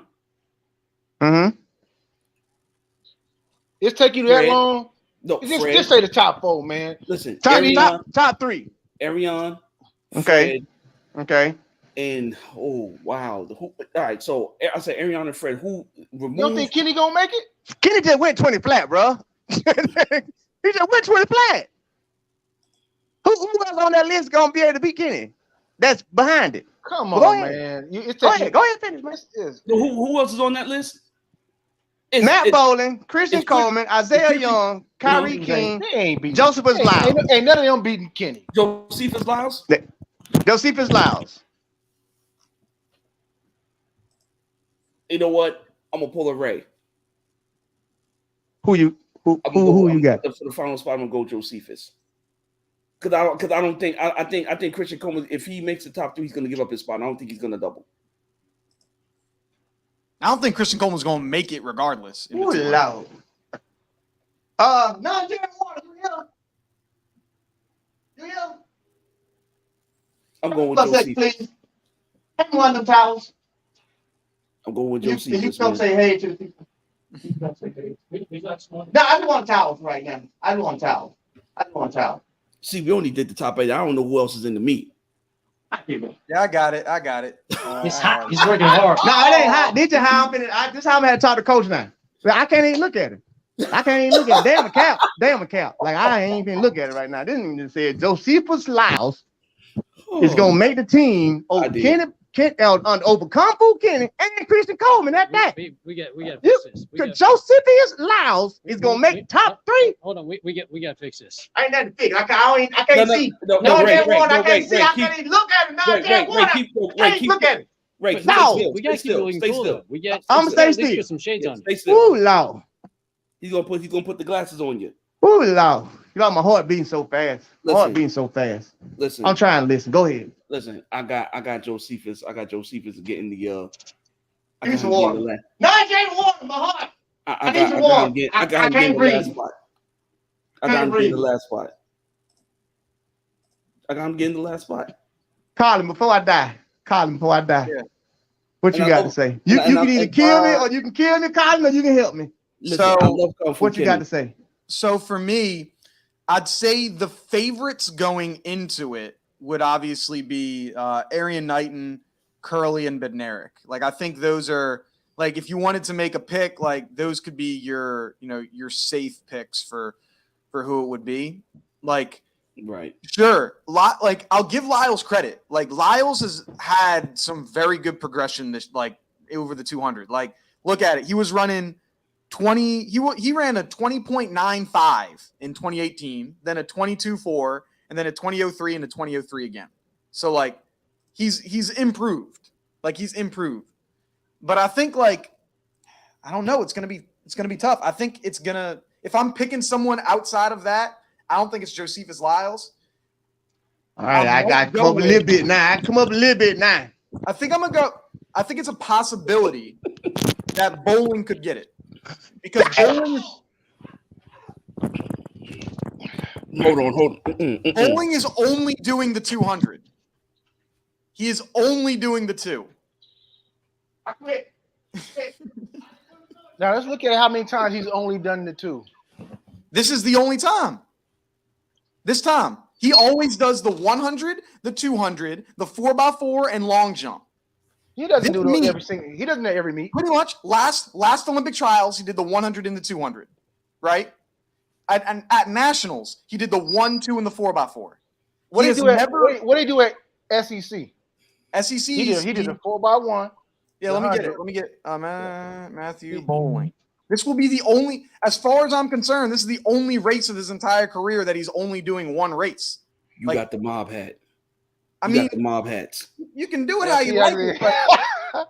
I think he did. Did he long jump? Okay. Yeah, SECs, he did the 100. He did the 100 this year, and he let's see, he did it? He did the 200 as well. Yeah, he's done, like, I'm telling you, like, he's only doing one event. I'm not saying he's the favorite. I'm not picking him to get in my top 3. But I'm saying because Noah has a bye anyway, so SECs, he did the 100 and the 200. And you know what he ran when he only did the 1 and the 2? He ran a 20.01. I'm starting. Try this again. I'm starting top, take from the top. But I don't know what's going on, but I'm in Twilight Zone or something.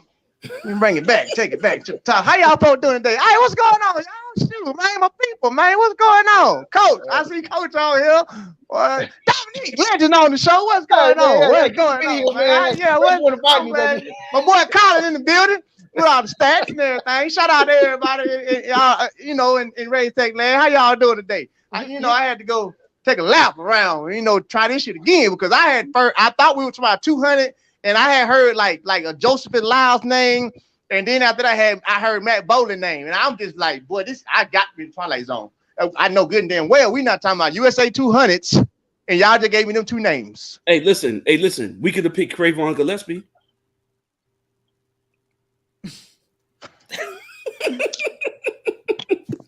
Just saying, we could have. Like, let me give you a reasoning behind Matthew Bowling, because you ran off before I could tell you. Well, there it is. All right, there we go. That's better. So this is the reason why I got Matthew Bowling as an outside chance. I'm not saying I'm not picking him for the top 3. I'm saying I think he might be coming 4th. And if I pick you for 4th, I think you got a good chance of getting top 3. Because I said the safe pick of, Curly and Arian Knighton and Kenny Bednarik. But I'm saying Matthew Bowling, because I'm not going safe. I'm not going safe with my pick. Yeah, and I'm saying, how could you give me caps when you're picking Josephus Lyles? But you're like because you're picking Matthew Bowling. How is Josephus Lyles okay to pick, but Matthew Bowling isn't when he ran faster? Like how? He ran faster in a one-off race, baby. You got to run 3 rounds. And Josephus Lyles is ready to run 3 rounds. Oh, but Matthew Bowling isn't with how many races he always does? Dude, how many races? Okay, how many races he's done? And how that end up for him? He's won a national championship. Okay, that was 2 years ago. Yeah, and we're trying to get top 3, right? Indoor, and that was indoor. Yeah, and he beat Terrence Laird, one of the better. Okay. And what happened outdoors? We can't count last year because that was. Yeah, just Famboulet. He's going up against Famboulet. So, but he's not going against Famboulet at USA. What does that matter? Listen, Big Joe was getting beat up by everybody all until the last meet, and then that's when you need to show up, right? Right, and so Matthew Bowling, okay, who is a phenomenal talent. You got to run those 3 rounds. I don't think he's going to make the team. Now, he's only doing the 2. Now, if it doesn't matter. If you say he's going to make the finals, then I'm with you. You're saying making the team. Now, that's a different story. All right. So basically what you're saying is he's going to knock out Christian Coleman. Oh, I see him beating Christian Coleman. Come on, man. Coleman ain't a 200-meter guy. Okay. All right. Okay. Hold. Stop. He's not a 200-meter guy, but his PB is 19.82. And he opened up in his first 200 this year, 19.92. He's not worried about the 200. I know another top 100-meter sprinter. He probably well, we can't really say that. We don't know what his intentions are. He may want to do the 1-2 double. We don't know that. Bro, that's what we're not gonna do. We're not gonna see and say, yo, he's not worried about it. Like Matthew Boland, dude. You're over here saying that Josephus Lyles is going to beat Christian Cole. You can't. How about we use the position to tell me you think Matthew Boland's going to beat Christian Coleman when you have Josephus Lyles beating Christian Coleman? What did Josephus Lyles do in the trials last year? The same damn thing Matthew Boland did. Like, you can't tell me. And let's use the logic of who's coaching you that Ray brought up. We know who's coaching him. Josephus. No. Whoa. Who? Wait, what? Whoa. Who? Who's better? Oh, wait, no, Jetter's not. Jetter's like USC. My bad. I think you said something better. I was about to say, who's coaching bowling? We know who's coaching bowling. I mix that up. That's my bad. bad. We know who's coaching bowling. We know who's coaching bowling. Mm-hmm. So he gonna be ready. I can. But we also know who's coaching. I can't say Josephus though, because he's been. I'm sorry, y'all. I have some technical difficulties with a microphone, but I'm back. It's all right. Josephus is a talent, but once again, I go back to where has your body been? Where's the consistency at? You've been in the heat, and he just won. He won a 200 somewhere in Europe, I think. Nice little meet. He ran 20 something, right? Mm-hmm. 2003. 2003. Had what's it called? ATL, American Track League. Oh, it was Warren. I thought he was overseas. Well, still, once again, but it's a consistency thing and who you run up against, because sometimes you might have 19.8 in your bones, but then such and such line up in lane 5, that 19.8 goes straight to 20.1 or 20.2. So, Josephus, once again, he's a great talent, man, but he's not his brother. Listen, at the end of the day, man, it's easy for us to pick the obvious. Of course, we know the top 3 out of the 4 that's going. That's obvious. But at some point, man, we got to live life on the edge and see who's really paying attention. Kind of like Mary Beth in the Women Hunted. Okay. I think you're saying. I hear you. So, yeah. She didn't say the Alps. My pick is Josephus Lyles. Okay. Colin's pick, and he finally redeemed himself by getting his caps. Okay. He picked Matthew Boland. I'm sorry, Colin. Can you give me the clip? Come out, my stuff really messed up. Can you give me the Cliff Note version of why you picked Matt Boland, please? The Cliff Note version is that the main thing is he's only doing the 200. And I think that is a big thing for a guy who normally does 4 events at a championship. And so he's coming in focused on the 2. He's not doing the 1. And so I think the fact that he is doing that is going to line him up to be able to run up either in the 9.9s again or at bare minimum a 20 flat. I mean, he beat Fambule at SECs this year. He's ran a 19.92. And so it's like, hey, if you're only doing one thing, like, I feel you got to be in that conversation. Like, you got to be. He knows he can, of course, he can run through rounds because he usually runs 8 races in a meet anyway, and he's only doing it one time now. So I think he's got an outside chance of being able to. I can't disagree with that, man. I see that. You know what? You know what? I'm gonna be honest. This is a debate show, as we say. Your point you prove, actually, I can go with that. I can see it. I'm not gonna discredit and discount it totally. I could see Matt Boland being in a race. But no, I can't see Matt Boland beating Kenny. No, I can't see Matt Boland beating Fred. I can't see it either. No, I can't see Matt Boland beating Knighton. Yeah, I can't see it. I really can't see Matt Boland beating Coach Pick, to be honest with you. I think that's why I had to leave on yours. I don't like Matt Boland is just, but Matt Boland is the number 1 to me, just to Ray Ellis. Matt Boland is the number 1 letdown to me in track and field. I've said it before. He's the number 1 letdown to me in track and field. Matt Boland should have been running way faster than he has ran. That's just me. Me personally, don't do that, young man. based on what he did in high school. He's a team player. That dude is the ultimate. He's the ultimate team player. We're not talking about team player. Are we talking about team? Or are we talking about running? I can't agree. We talking about team or running? Nah, bro. You know how phenomenal that kid is? No. How many? He is phenomenal, but he's still let the down. only other person. Let's be real with this. He's only one other person. Now, we want to go to basketball, talk about Michael Jordan, Shaq, Kobe, this and that. He is the only person above him in freaking track and field history is Carl Lewis. 27, sub 10, sub 20, and then ran 43, partner. Come on, bro. You can't do him like that. Here's why I'm doing it like that, okay? Oh, I'm doing it like that because when you first came on the scene in high school, what did you do? Who were you? I understand everything that happened in college. I understand you started doing long jumping and all the other stuff, but what was your claim to fame out of high school? What put you on the map? It wasn't none of the extra stuff. It wasn't no, oh, he could do this, he can do that. What put him on ESPN in high school? His 100-meter dash and his 100-meter dash. That was the 4x4.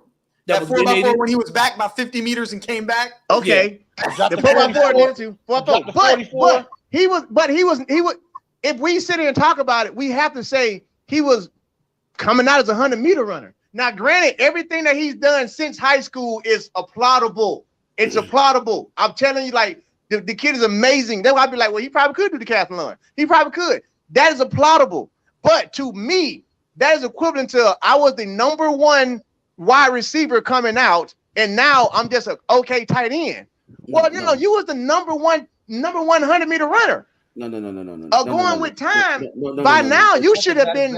I mean, if we just look at everybody else, and we're not gonna spend long on this, but traditionally, if you don't want a state championship, if you don't want a state championship in a 100-meter dash, traditionally, if you've done it in college, do you not eventually make it to a USA championship finals in a 100-meter dash?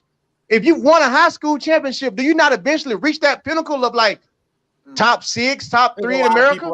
That don't make right. In 100. Hold on. I'm gonna disclaim on it then. I'm sorry. I probably should have said California, Texas, Florida. Well, people actually run past that. I should have said that. State championships from California, Texas, Florida. I ain't gonna say Wyoming. I ain't gonna say all that. I'm gonna correct it. I'm gonna say in the bad states. That's all I'm saying. I just feel like by now he should have gave us a 9-8. Okay, hold on. He's a phenomenal athlete. Period. He's a phenomenal athlete, but I'm gonna go after Dominique. I'm gonna go after Dominique, and then I'm gonna say it one more time. There's no one else in history who has done what he has done except for freaking Carl Lewis, who was named the greatest athlete to ever touch a doggone track. A guy who runs sub 20, sub 9, and long jump 27. Hey man, so you talk about he hasn't done anything since high school. This is what he's done. And he ran 1992. That's almost 1998. Come on, bro. Let me rephrase it then. Okay. In the 100-meter dash, I don't think he's lived up to where he should have been at with his 100-meter dash timing. How about that? Can I say that? Can I say that? Anybody, let me get this. It's coming. I'm gonna address two things. One, Coliseo, don't you ever call a collegiate athlete a choke artist. That's disrespectful. Don't do that. Okay, that's the first thing. Second thing, Matthew Boland, okay, went through he had 3 coaches in a pandemic in the last 3 years. Let me go on and say this right now. You see that woman who got him right now? Don't get it twisted. That woman, that coach is going to put him in another stratosphere. Yep. Remember, it's going to take time. Remember, he was with Althea Thomas, he was spending time with Coach Petros, who had him in between everything. When you're a long jumper, when you're a 27-10 or whatever he is, long jumper, he's running the 4x4, he's giving you 44-second opening legs or 43-second splits. He's running the 200. Dude, at some point, his body's gonna hit a wall. He has showed. Listen, he's ran 6.5, he's ran 9.9, he's ran 19 point, he's gone 44 on the relay, opening and on split.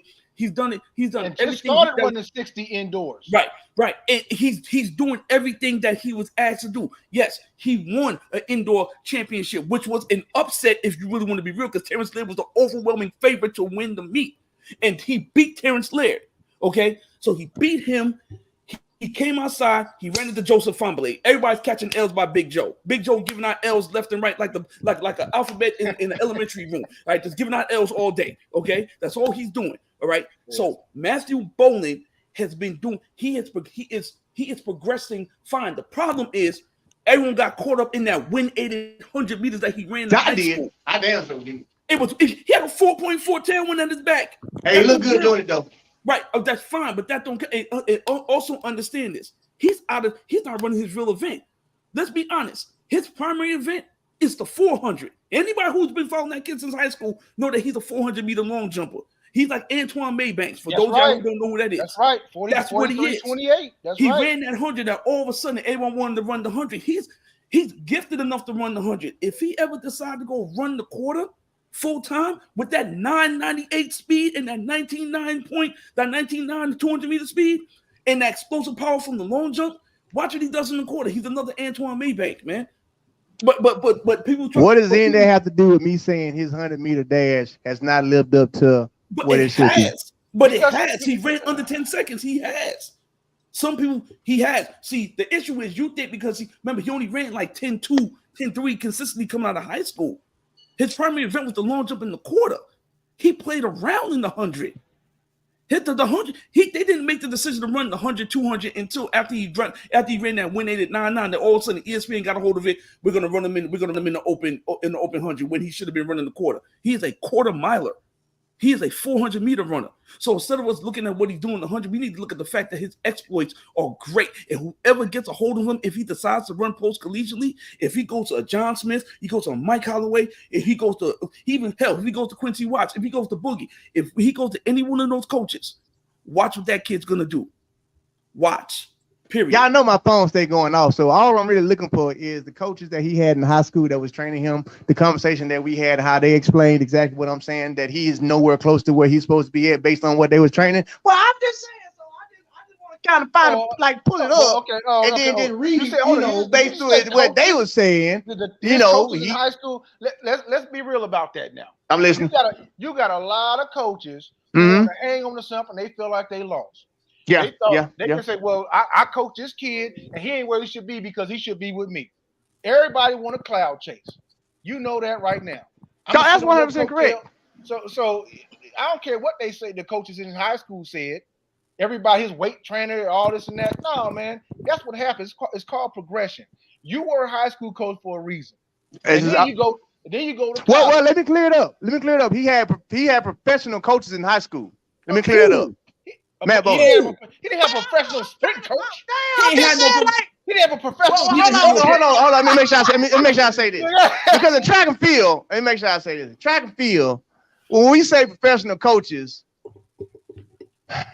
our sport is so messed up because anybody can be a professional coach. That's the sad part about it. So it's like you can't say that you're not a professional coach because according to USA Track and Field, if you take the test and you pass the seminar, you get level 1 coaching. Yeah. So we can't. If the folks say I'm a professional coach, that's what my license says. You got to give them that. Now, ain't nobody saying that these people are Bob Kersey. You know what I'm saying? Ain't nobody saying these people are John Smith. But again, like at some point in time, coach, you can't just disrespect everybody. If these folks don't took their seminar and USA Track and Field recognize them as a head coach, you gotta get them folks a head coach. Because that's equivalent to NCAA or what you say, who you go with, saying that you can't be a coach. Lamar C walking on us now. I mean, because it is, like you think about it, it's like, well, are you really an NCAA coach? I mean, because you're not Mouse Holloway. But can we? So are you really NCAA coach? You don't mind me asking clarification? But that's equivalent to like the coaches that he had. That was his professional coaches. Like they call themselves professional coaches. Were they a professional plyometric coach, professional strength conditioning coach, sprint coach? What type of professional coaches were responding in high school to saying that all these professional coaches that he had in high school said he's performing below his expectation? I guarantee. Well, you got to keep in mind though, trainers, because prime example. Let's say trainers. You see where I'm at? I'm in my gym. Now, if I'm working with a high school kid, like I have like my 800-meter standout star and my 100 people, if I'm working with them, I can easily say, no. Their progression would have been a certain way if they had did this, because this is what I've been working on with them from 9th through 12th. And Ray Edwards, I know I'm not no Bob Kersey, but I know enough to where I can say. But you skipping the word. I just said you were a professional athlete. You mentioned the word professional. He had professionals working with him in high school. My question is this: what professionals, not like you, Ray, Okay, you a pro. You can say to somebody, you're not benching right because you understand biomechanics of the squat, of the bench, of curls, what have you, motion, how you swinging your arm. As a professional, you can say that because that's what you were. Now, you just said to us that he had professional athletes saying that he performed below his task. What professionals of your level did he have working with him for them to say that? So because you can't name none of them because they weren't professionals, we're gonna move on to this. Lamont, Yes. quick walking face. I'm gonna say right now, this is where it's at. This young man, I'm gonna say it again. This young man has performed above and beyond based on, like you mentioned, you got 3 different coaches, you got 3 different training regimens you have to adjust to and adapt to. That's hard to do. He just got into running the 60 meters. He just got the coach that he got, Carroll. He got hurt.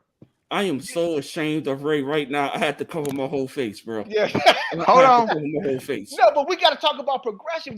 If we're going to mention that, we have to understand what it takes for an athlete. This is not football or basketball. Actually, matter of fact, I think basketball might be just as effective as track and field because you're dealing with a different scheme.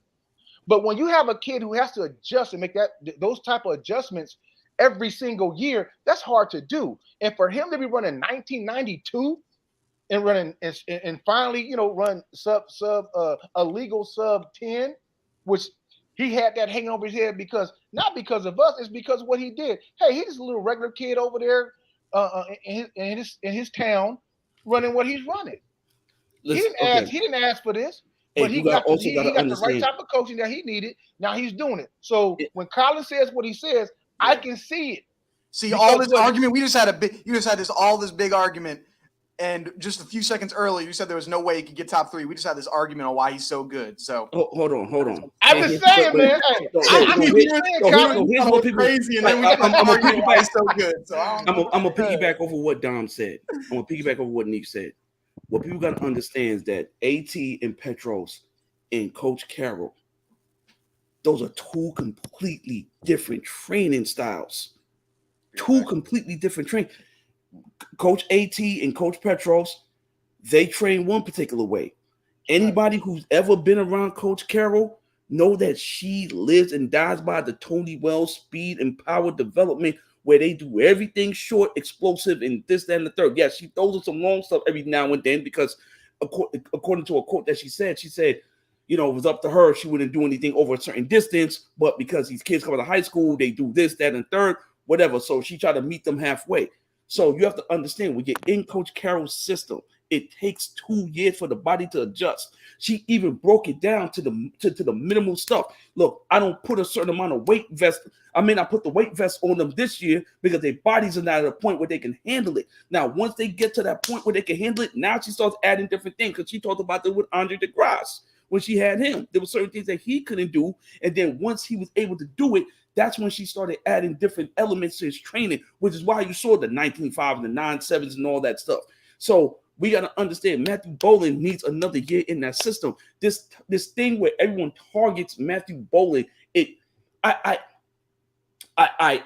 don't understand it. Like, the kid's a good kid. Like, he's a good kid. I'll take it all the way back, to Jeremy Warner, bro. Because I remember even when he was doing his thing, it was the whole, like Ray had brought up mentioned just the simple fact that, about Mary Beth being a white girl, this and that. And I remember me and Jeremy talking about this, and I said to him, man, I'm so proud of you. We was over in Europe. I said, I'm so proud of you, bro. He said, what you mean? I said, because you doing what you're supposed to be doing. I said, I don't know what's going on in the United States where, I know it's this idea. I assume it's this idea where because I'm white, I can't run fast. And I said, you got muscles, don't you? I said, you got veins in your same veins I got, don't you? You got a heart and lungs, don't you? I said, so you can do what I do. That was the same thing that happened to the Minnesota. That was the same thing that happened to the 2002, 2005 Minnesota team.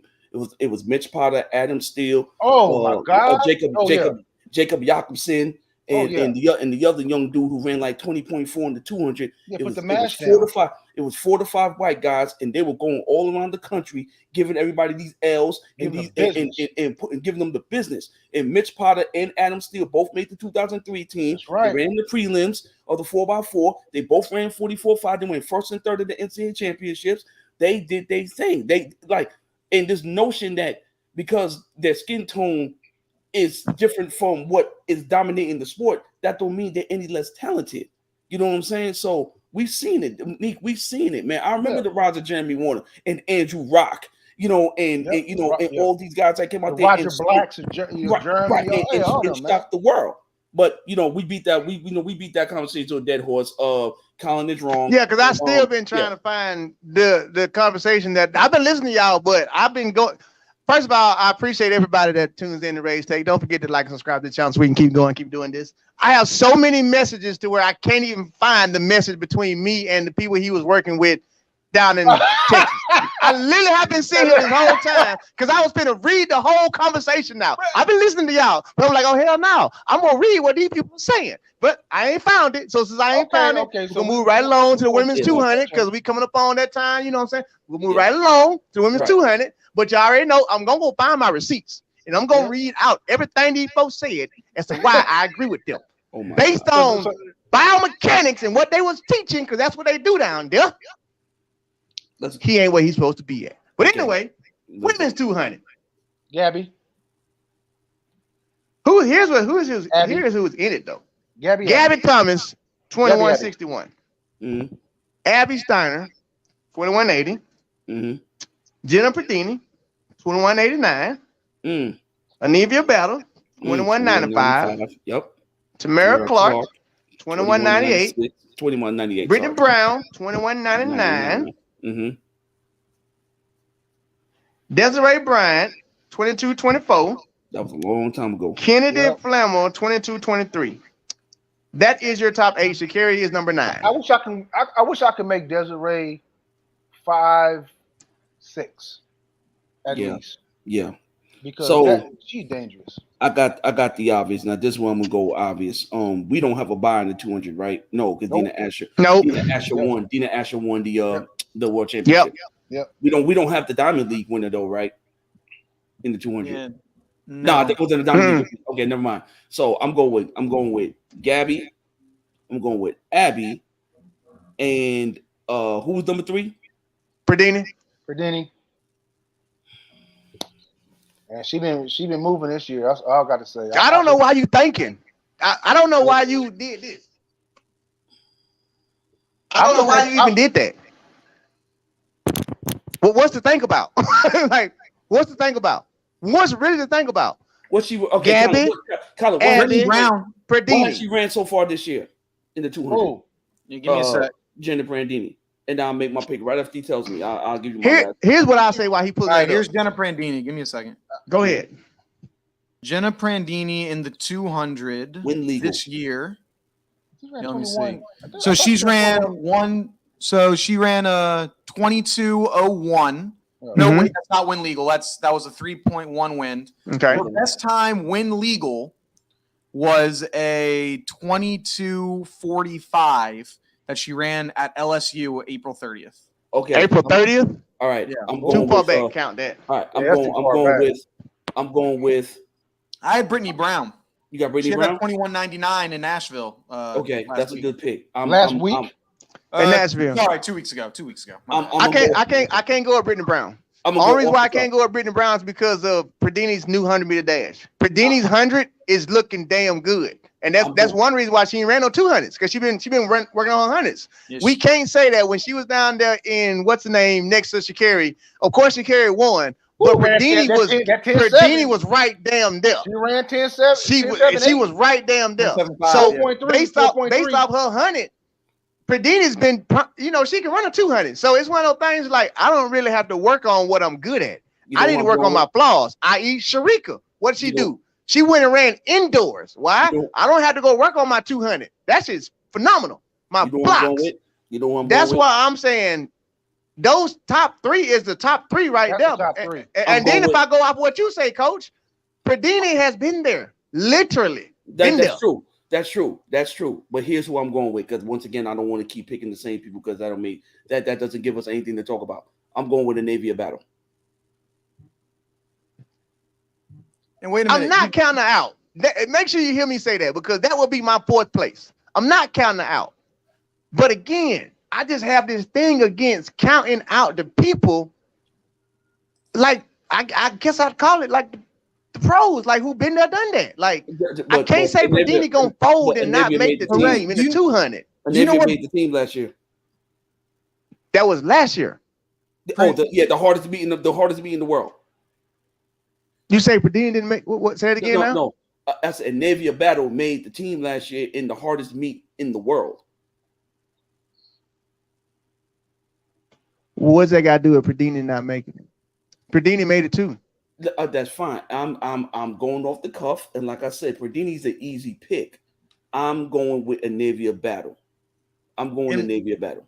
When it comes with the 100, like you're talking about Prandini's 100, are we forgetting what Brittany Brown did this year? We're not forgetting Brittany Brown. I was there when I saw it. So we're not forgetting it. What was the win on that 100 though? Because no one can 3-1. Oh man, come on. And then she also ran a 1099. Again, I'm not saying no. I'm just going with that top three based on. Coach? Huh? Who's Brittany Brown's coach? I don't know. I have no idea. Somebody put in the chat. Hey, chat Vengers, assemble. Tell me who her coach is. But that's the only reason why I'm giving it to Perdini, just because it's kind of like how y'all giving it to like TT and Sha'carri because it's TT and Sha'carri and won't give it to Maribel because it's Maribel. I'm giving it to her because it's Perdini and not any other reason. How you like them apples? Hey, get your box for that and your trash can top. Hey, that's fine. Coach, I'm on you all week, baby. You better be ready. I'm on you all week, Jack. All week long. You're gonna be getting text messages like, how your Maribel feeling? I'm on you all week long, Coach. You better, boy. You better hold you right. I'm glad. Ray, once again, I thank you for having me on here, man, because honestly, it's making me, because as you're talking, I'm putting names in and watching their races, Brittany Brown's, and people like that, and seeing what they've done, because I like to see how do you run your race, right? So although there's, I mentioned consistency at a particular point in time. How do you run your race? What does your technique look like? What do you do in your first 30 to 60? And like I mentioned before, who you run against. But when you guys mention these other people, if you mention someone, I never Brittany Brown, she made the team. There's one thing you always have to keep in mind. Once you made a team, you always know how to do it again. And when we talk about mentality, it doesn't matter. That's why, and it's what you guys have mentioned earlier as well. Well, when it comes to the big show, he know how to get down. That's essentially what you guys are saying.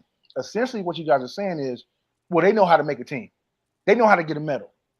That's the mentality that's innate, and that's something you can't teach after a certain particular point in time. A coach can't give you that because the coach ain't there. You're there. You're the one doing it. So when you guys are professing these people and saying, "Hey, you can do this, you can do that, and they can do this, they can do that," and you go to the point where have they been successful? Well, they were successful when they made this team on this year, or their year went this way, and when they got to the NCAAs, or when they ran at this Golden League meet, or so on and so forth, or Diamond League meet, they look this way. That's what you guys are essentially saying. What's your mindset? How did they get down? Who was in the race? When you talk about that pedigree, if you have team making pedigree, you know how to make a doggone team. That's why when you guys brought up the 100 meters, what time it might take and this and that, we always off. Hey, it's hardly ever correct, but it sounds good to say. How you look going into a meet, how consistent have you been, and who the hell you ran against prior to? Because you guys know well enough, nowadays, the big dogs ain't running. Sydney McLaughlin, she ran one doggone race, and if she didn't stutter for 3 hurdles, she would have broke the world record again. Mm. Now, did you see the Muhammad in the race? Hell no. Was Bowl in the race? He's a Bowl running all these races. Why? Because she got to get her race pattern together. Mm-hmm. She's trying to chase their asses. Mm-hmm. You see what I'm saying? So you got these sprinters. You got everybody doing what they feel like they need to do, going up into their own particular championships. United States, that's what we're talking about right now. Then we're gonna talk about world. But guess what? All these other suckers out there, they getting ready. Right. But how ready are you? Right. Because as I look at it, every time y'all say something, that's why you see my eyes go up. I'm sitting here just YouTube. What's your race look like? What's your race pattern? What did it say last week, 2 weeks ago? How are you running? How consistent are you? Right. And then, and we all know this. No one is a paper cutout of their last race. Marvin Bracey is not a picture, a cutout of his last race. Right. Bro, Mel, I was watching, and I, even though you mentioned it, Ray, my brother, about the 200, the men's 200 earlier, I was looking at 19's race. He only ran 1/200. But I'm like, what was his last race? His last race was a 4x1. And when he ran anchor, and then who was on anchor? Bromell. And he ran, and Bromell couldn't touch him and ran away from him. So when I look at that, I go, ooh, that's some trouble. So when I see stuff like that, I'm like, where are you at in your training? Where are you at in your preparation? So when you bring up the women, the last time I saw Gabby run was, well, I saw her at Mount Sac when she was here at Mount Sac. But then she ran at Doha. She ran 21:98 or something like that. So you see how everyone, and it's a different day and age because they all getting paid. Ray, Lamont, back in the day, we had to run every race to make money. Now they can sit back and just train because they don't need to run to make money. But at the same time, how was your training? Your foot placement, how many strikes you taking? How many competitive block starts are you taking with someone who's a top level sprinter? Facts. You see what I'm saying? So that gets lost. So back to Ray. If Mary Beth is doing these very things because she feels like she lost in translation, there could be an upset for third place. I don't take nothing away from nobody because I was that nobody. Ray was that nobody who ended up doing something that no one expected them to do. But if there is consistency in training, if there's consistency in competition, you got to look at that. You can't overlook that. Okay, I want to do this real fast because we run out of time, and we had to do another show. People are watching RaesTake. Thank you very much for tweeting me and letting me know so I can pull up the conversation for what you said about Matt Bowling. I appreciate y'all. All right, because they watching the show. They knew I needed help. Here's how it went. Okay. Hey there, Ray. That's me. That's this guy. This is the other show. They say, hey, listen in on the live, sir. You a great job today. And I agree with you about Matt Bowling. This ain't even this show. This is show before. Okay. I'm gonna keep them anonymous just for the fun of it. We at Blase coached him in high school outside of his school practice. Okay. There's a 200-meter video of him competing at Pan Am in Costa Rica where he dropped 20.5 just cruising, which is what we coached him to do. Just a side note, and this ain't this conversation, just a side note. I was on the Jamaican under-20 team with Usain Bolt in 2002, 2003. Funny to say that Jamaican has something to do with bowling too. I said that when I saw him run, I was like, somebody who knows something about frontside mechanics and toe drag is teaching this kid. I said that in high school. Here's what they also didn't say. We can't take all the credit. He's talented. Okay? Keep doing what you do, sir, and God bless you. That's from what they say after that. But he was like, hold on, I'm be done with it. Trust me, I was furious to watch him run the past couple years. I cringed, basically. I wanted him to turn pro out of school, too, so that he could stay focused and not run everything because the school needed points to win. Okay. Now, I'm going to let him remain anonymous, but this came to me on, hold on, give you the date, April 24th. I want that April 24th is when they was talking about that. I want that anonymous person to also hit me up. But here's what we're not gonna do. Okay, because that last statement. Well, what last statement? Oh, that last statement from that individual sounded selfish. Well, what how you figure? I want him to go pro, so you could benefit over this kid. That sounded selfish. That's not selfish at all. That's not selfish by no means, because hell, I was always in Dallas saying there's no way he going to college. He got to go pro. So how is that selfish when they when so many other high school kids went straight to the pros in track and field? Okay, right. Listen to what I'm saying, bro. Right. Listen to me. Okay, it's one thing when Noah Lyles decided to go pro. The signs were there. Michael Norman could have jumped and went pro too. Okay, but for every Noah Lyles, every Allison Felix, this and the third, some people should have gone pro. I.e., Josephus Lyles. He should have went. He should have took his butt to Florida. Okay, he should have went to Florida. And the baby girl who signed with A6 a couple of years ago, Candace, the Candace young girl. Candace Holland. Yeah. She should have went to college. Okay. No, I agree. Right. I agree. So that's a hit or miss thing. So what we're not going to do is question what that kid wanted, not you, but this anonymous person. Okay. So let's move off of that. So I just had to put that out there because it was him. So I just had to say it. All right. Let's get to the quarters. I just had to say it. You know what I'm saying? Listen, let's get to the quarters in these 400 this women. All I'm saying is this right here, and we're gonna move on because we ain't got a lot of time. So we got to get out here in like 10 minutes. And the ending with this right here on that note right there. Okay. The reason why I say that he possibly should have went pro is because he was showing signs then. And what I mean by signs is you could watch Matt Bowler in high school run and you could literally say somebody's teaching that kid something, because he's not running like a high school kid. He's actually running with a drive phase. He's actually running with mechanics. He's actually stepping over, which means somebody that knows something about, and I kept saying when he was in high school, I was like, somebody's down there showing him some shit. There's no way that kid's supposed to look like that. Not from no high school. So saying if he had to win pro, I'm only saying agreeing to it. It's like, yeah, because if I'm building a Rolls Royce and it takes me 8 months and I'm at month 6, shit, if you just let me finish, man, that's it on that. That's it. All right, y'all, so check this out. Coach done ruined the show because he kept talking about Matt Bowling. Matters had to come back to it. It's Colin fault too, because Colin pulled him up. So because Colin pulled him up, put the name out, and now we got to turn to the Matt Bowling show again. Y'all know anytime Matt Bowling name come up, it turns to the Matt Bowling show. So we finna go in. We finna go in about it all the time. Hey, put this part out here though. We only got about 5 minutes left because I'm looking at the battery. I agree with a lot of what all of y'all saying today. I'm not even gonna lie. You know, we do this for the entertainment. We do this for the fun. Yada. Coach, you got some good points.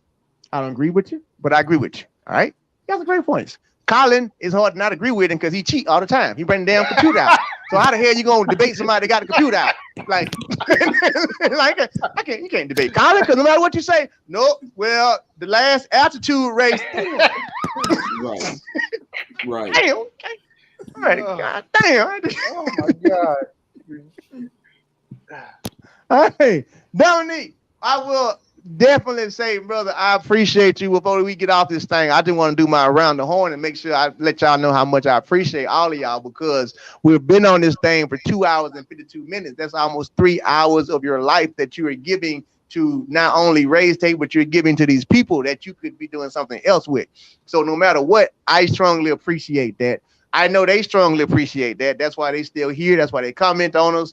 I appreciate you, brother Dominque. You already know how I looked up to you. Even then, just the fact of you being able to come on here and talk, I really appreciate it, because you did drop a lot of jewels today, a lot of knowledge. Like if people wasn't learning from a lot of stuff that you were saying today, then they just weren't paying attention. That's just being 100% honest. Like I even learned some stuff about hurdling that I kind of thought I knew, but actually no. And then the fact that you actually are saying stuff from a logical standpoint to what we all should be doing, like, well, let's actually go look at the races instead of just saying, well, this person, that person.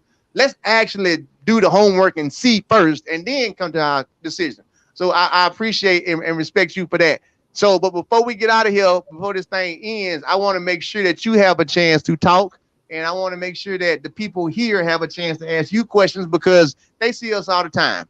So from here until the next 5-10 minutes or whatever, the floor is completely yours. People, please talk to him. This is a legend that has decided to come into the show today. This man has done stuff that fifth fastest in history. That means as this earth has been spinning, there's only 4 people who've done what he can do better. That is awesome.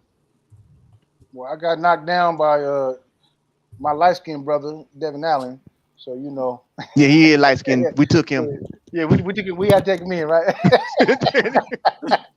Yeah, man. Hey, any questions, man? I don't care. But you know what, man? I will say this. Like I said to you when we was texting, we need stuff like this because and I remember when Flow Track first started, it was about distance, you know, and but the sprinter voices weren't heard. And when I would say the explosive athletes' words weren't heard because I got my man Colin right here, and like I said before, I love me some pole vaulters. One of the most craziest people I can hang with on the planet Earth because you know what, they'll jump off a cliff in a heartbeat. But that's a telltale sign of the type of focus and mentality that it takes to be a track and field athlete. You know, we don't get the type of appreciation that we deserve, unfortunately. But you know, if we had one billionaire that was in track and field that can say, hey, you know what, I don't care what you guys do, I'm gonna support you. Everybody gets sponsored. This arena will go to different heights. You know, and that's what it comes down to. And to have this platform in order for us to talk and chit chat and so on and so forth, man, I love it, dude. I totally appreciate that. Totally appreciate that. Hey, before we get off of here, for everybody that's asking, okay, the quarter in the 400 hurdles is pretty much a simple pick. It's really not that difficult. That's why I don't think I think the women's quarter is going to be a little bit more complicated because we don't know who's doing what because all the women 400-meter runners ain't really putting out nothing to sneeze about. But the quarter, look, you know, it's going to be the madman from Southern Cal. It's going to be Michael Cherry and then Ross. That's going to be the 3. Okay. Let's Michael Cherry got the bye. Yeah, he do. Michael Cherry do got the bye. We got a lot of buys this year. So Cherry got the bye. So now you're probably looking at Champion Allison probably squeaking in there, getting that 3rd spot if Michael Cherry doesn't have to run all 3 rounds. You got Randolph. That's gonna make the team, and then you got Michael Norman. So you got them 3 for the 400 hurdles. Look, it's Rob Benjamin in the Pips. Okay, so that's what we going. I mean, look, you're gonna have Quincy Hall is gonna probably make the team. Rob Benjamin, and then I like the Khalifa Rozier kid from LA who's training down there with Boogie, who's another Long Beach City College product. So you know, that's going to probably be the 3 that's going to probably end up making the U.S. team. You know, you know, it's interesting what you just said. You talked about it's kind of hard to detail who may make a team in the 400 when usually that was, especially the men's, 400, when that was always a given. Right. Where now it's kind of a flip. We know for a fact who may make the distance team more so than we make the men's 400 team. Okay. It's become a flip flop. We become solidified more so in the distance than we have in the men's 400. The men's 400 has fallen off. Although we do have a Mike Norman. Right. And we see Mike Norman run 43.4. Right. And then, you know, although he did run to an injury later on in the season, unfortunately, because I look at it like this. That young man, Rob Benjamin, if he never ran the 400 hurdles, yeah, he dangerous. Yeah, that 20.0 guy who just long strides. He's like a superhero, an Avenger version of Kevin Young, as far as I'm concerned. Yeah, you know. But anyway, so you know, for me, you know, the interesting spot is going to be who's going to get those other 2 places in the women's 400 hurdles because Delilah got the bye, Sydney has to run, and now you're talking about who's going to get those other 2 places. Well, if you look at the girl from Florida, Anna Hall, the heptathlete, what is she doing? The 400 hurdle. I interviewed her yesterday. She's doing she's running at USA Trials as a training thing. She's not going. She's only going to do the hep. She's not. She's doing the 100 hurdles, the long jump, and high jump just for training. And Brenton Wilson. Brenton Wilson has an opportunity. And Shamir Little are the and Shamir Little, and there you go. Shamir Little. That's it. Shamir would have made it if she didn't fall over the hurdles. Shamir has kind of been floating under the radar this year because she hasn't really been racing that much. So that's what I'm saying. The women's 400 meter hurdles is going to be very intriguing because outside of Delilah and Sydney, and Delilah has the option to run or not, it's going to be very intriguing what's going to be those other 2 to 3 places behind them. You know what I'm saying? So. It's gonna be interesting. Now the women's 100 meter hurdles, I don't care what anybody says. That's the hardest. I was about to say, we already talked about the men's. What's gonna happen in the women's 100 meter hurdles? I do got to get going. I have to. I got some stuff I got to get to at 7:30. So I'll see y'all. Thank you for having me. I'll probably be watching a little bit for the rest of this, but I do got to get going. It was nice meeting you guys. What time is it? We got about another 5 minutes. Then we got to get on out of here too. We're at a 3-hour marker. All right, brother. Copy for appreciation. We'll tell you up Monday in the debate. Bye. But with the 100 meter hurdles, we're all. I think our heartstrings are pulling for Alicia Johnson to make the team. That's Kenny, Kenny, Tonia. It's deep, man. Nia Ali got the bye, so Nia Ali's already in the meet. She got the bye, so it's gonna be them 3 spots. And Alea Johnson, she's looking the best. And Tonia Marshall, she coming in with 12:40, and then Tonia Marshall coming in with 12:46. Right. Think about Lele 12:40. Lele 12:40 is like last week 12:40. Young lady from LSU? No, that's Aaliyah Armstrong. Okay. Yeah. So Aaliyah Armstrong coming in with 12:55. She coming in at 1, 2, 3, 4, 5, 6, 7, number 7. But didn't she run 12.3 at Texas Relays? Yeah, Leia did. She did. It was slightly windy. It was like a 2.3, 2.6. But that's probably why it don't count, because it was the wind. Right. Okay. I got Lele winning it for sure. Like 100%. Like based on what she been doing, based on how Mo been training her, I don't see her losing, and I don't see it being a close race either. So I do got the top 3 being the top 3, but my sleeper, believe it or not, I'll call you back. My sleeper, Gabrielle Cunningham. I can. Allen's girl. Yeah, you know what? You know what? To keep it 100 with you, man. There's not a bad pick. It's crazy because Gabby can make the team, and the one person that we're all forgetting is the world record holder. Because she made indoors, didn't she? Yeah. Yeah. Alea made indoors as well. Yep. The women's hurdles over the last probably 10 years has been the hardest team to make. That team, like that. I always said that even about the women's NCAA championships, man. Listen, there's certain events in the women's side that's just head and shoulders better than everything else that's going on at the meet. So the women are going to show up, show out, and I want to see them be successful, man. I want to see how the hurdles play out and how Kenny is going to respond to that pressure. Because now she got pressure. She got pressure behind her. Honestly, man, you say that simply because of the way she's been running, and that makes sense. And I sincerely hope, because I really, it's a hard thing to go out there and not make a team in the same year. You show yourself, hey, I'm supposed to make this team. You break a world record. Right. It's one of those things, and you want to see that person succeed. But then you look at people's stories. Right. You see a Nia Ali. Mm-hmm. Come on, man, a mama who go there, she don't make it, and she get down and do her thing.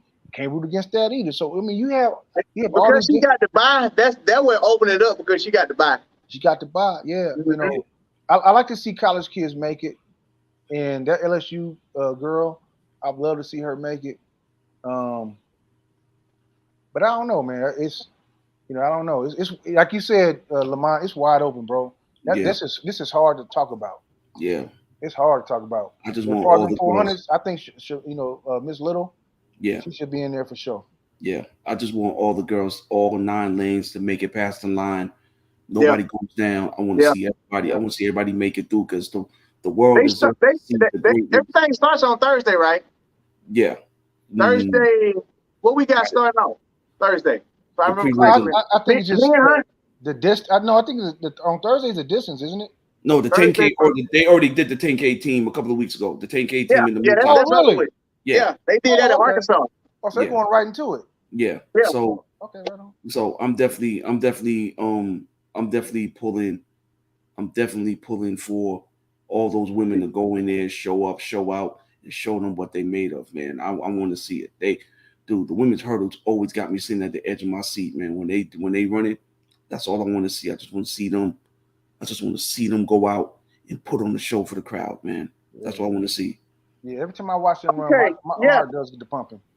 Thursday we got. I thought so. Yeah, the 100 pop off Thursday. The men and the women. Yep. Thursday we got first round the 800, first round of the 400 meter hurdles, and then we got first round the women 100, first round of the men 100, and then 400 meter is first round. Why is people bringing up Brittany Anderson? Brittany Anderson is not an American athlete; she's a Jamaican athlete. Yeah, I saw that. Yeah, no. Yeah, I skipped right over that. So, what you doing Thursday night? What you doing Thursday night about 7:45?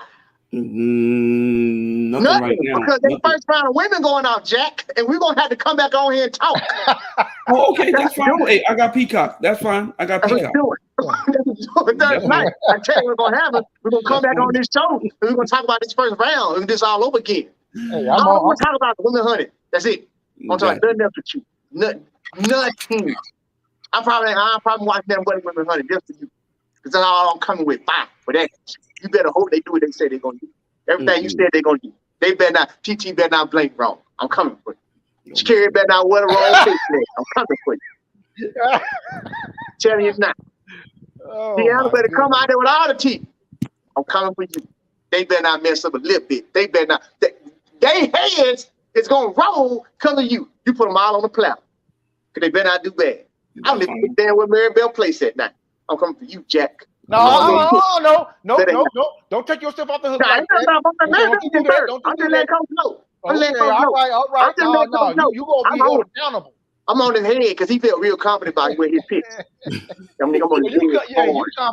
confident about Mary Beth. I'm finna get coach on wake up a text message at 4:00 in the morning with Mary Bell pitching on it.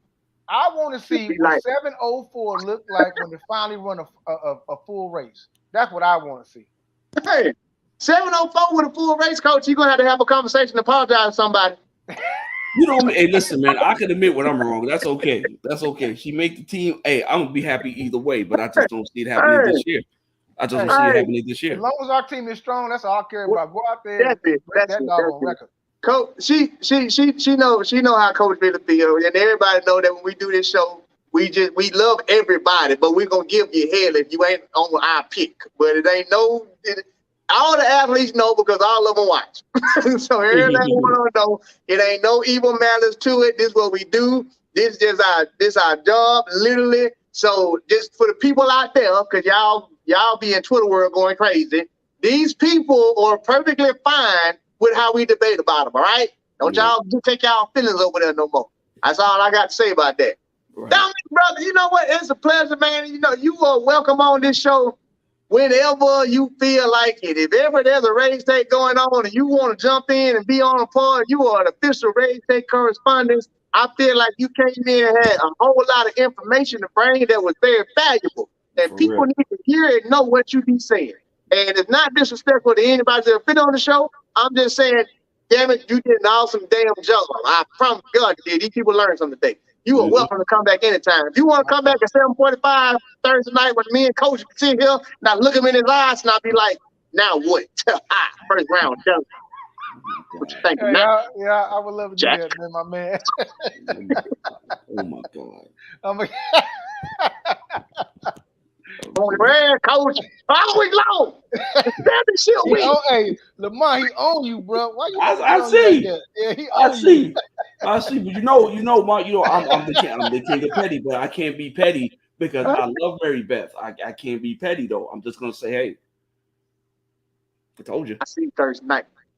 Jack. Dude, it's the first round. Bro. Okay, you gonna get hyped for the first round? She better make it out the first round. Don't do that. You put you with pressure on her. The first round is gonna tell you how the rest gonna go. Okay. You already know it. If you see somebody out there gun it and they gun they 10-9, you in trouble. But you see somebody shut down 10-9. Lamont, I will say this as a historical reminder. I remember when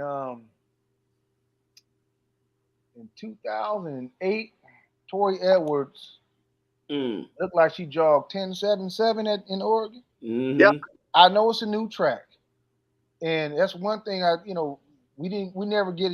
I haven't heard you guys talk about technology, but you have different tracks. Everybody think of Mondo, but there's another fast track out there called Conoco. So when you talk about different tracks and how fast you can run on different tracks, that makes a huge difference. And they have different types of Mondo. Right. Does the lines go vertical or go horizontal? Yep. And that has everything to do with how the energy projects itself. So, every time you strike the ground, side to side or straight forward. So when you have things like that come into play, people who might have an outside chance of making it, that track has a lot to do with it. You have a person who might trip, fall and run 10.6, bro, and she might do it, and you're like, oh man, and you may not pick up the phone next time Ray calls you. That's all I'm saying. Ooh, look here, he got to pick up the phone. I'm about a plane ticket. She do something like that, I'm about a plane ticket. That's me. I know exactly what Coach said. I'm not saying it's gonna happen. I'm coming to his couch. We're gonna have to sit down like they do with therapists. Like, Coach, lay down on the couch. Let's talk about this. I'm gonna have to get my notepad out. I have to get my notepad and then cross my legs. Be like, so. Hey, it's about a week ago.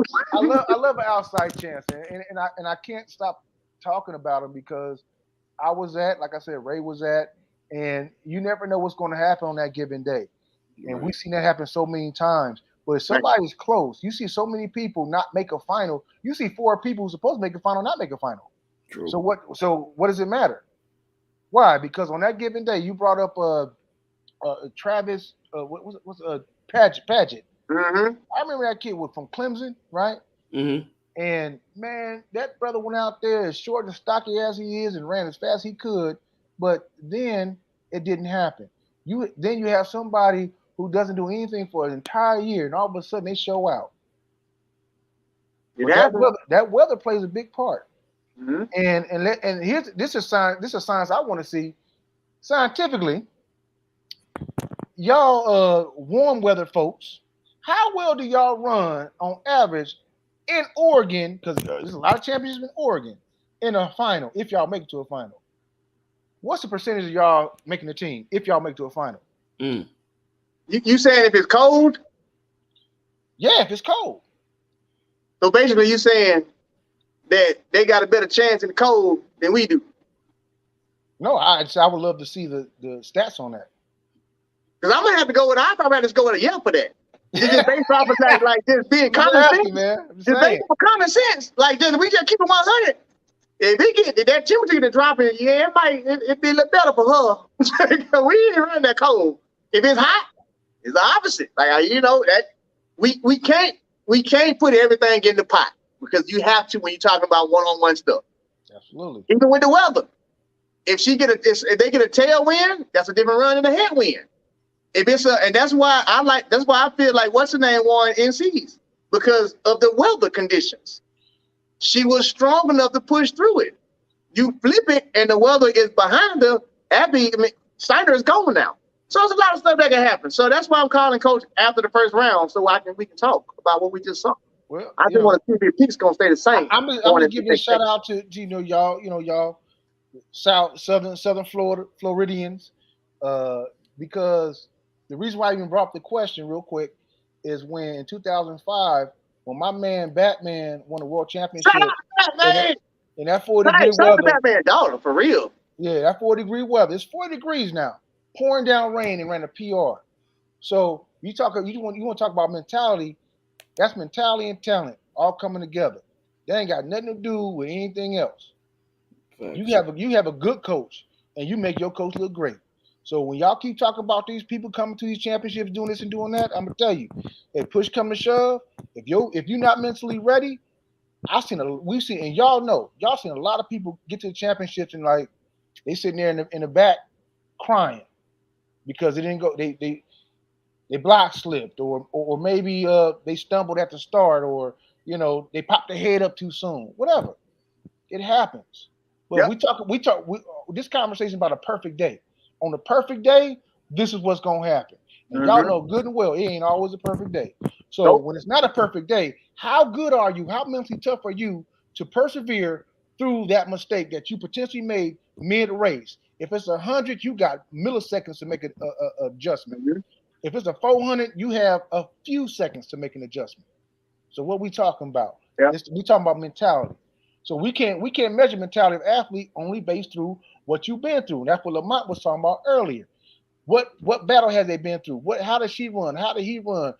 Who did she or he dust off? Who they run against? How fast they run when they did it? I'm gonna end it with this right here with one more example. 2011, Tyson Gate did not run in the first round. Tyson Gate didn't run it all that year. 2011 USA's. All right. Tyson was in my heat in the first round. Second round. Tyson was in my heat in the semis. We had somebody else drop out, right? This is 2011. I'm a sure in. First round, I already went, I'm a sure in for the finals. Tyson ain't here? Cool. Do you know what happened and why I did not make it to the finals? Kid next to me, Cordero Gray, shoots out at about, in the gun, 5 to 7 meters. I'm seeing him. I'm cutting my drive phase. He's doing this. Swear to God. He's running wild. And this ninja hits me in my chest. You can see it on the video. Hits me in my chest. I do this and then fall back and have to try hit a gear again. Don't even make it to the next round. My agent went to go try and protest. Like, as you can see it, like, no, he hit Ray. Sorry. So what Dominque said, yeah, shit can happen. The way it's like, you can be for sure, like, oh, hey, definitely, it's going to happen. They're going to be in. They definitely getting in. And sure enough, some shit can happen because it's the championship. It's the USA Championship. And they always say, if you have the championships 3 weeks in a row, it's a good possibility you're going to get 3 different teams. That's right. And that's what it is. Welcome to America. We ain't Jamaica, where you know who's going to make it. All right, y'all, we're going to leave on that note. We appreciate y'all for being here so long. I can't wait to harass Coach all week long about this. I'm doing his nightmares. All right, man. Till next time, till Thursday night. Appreciate y'all. All y'all out there, we love y'all. Go follow everybody like you always do. And make sure, hey, what we always say, just like Jerry Springer, love each other, love yourself. Stop fighting on damn Twitter because you can't even see each other. Leave it alone. Right. We out of here. Peace.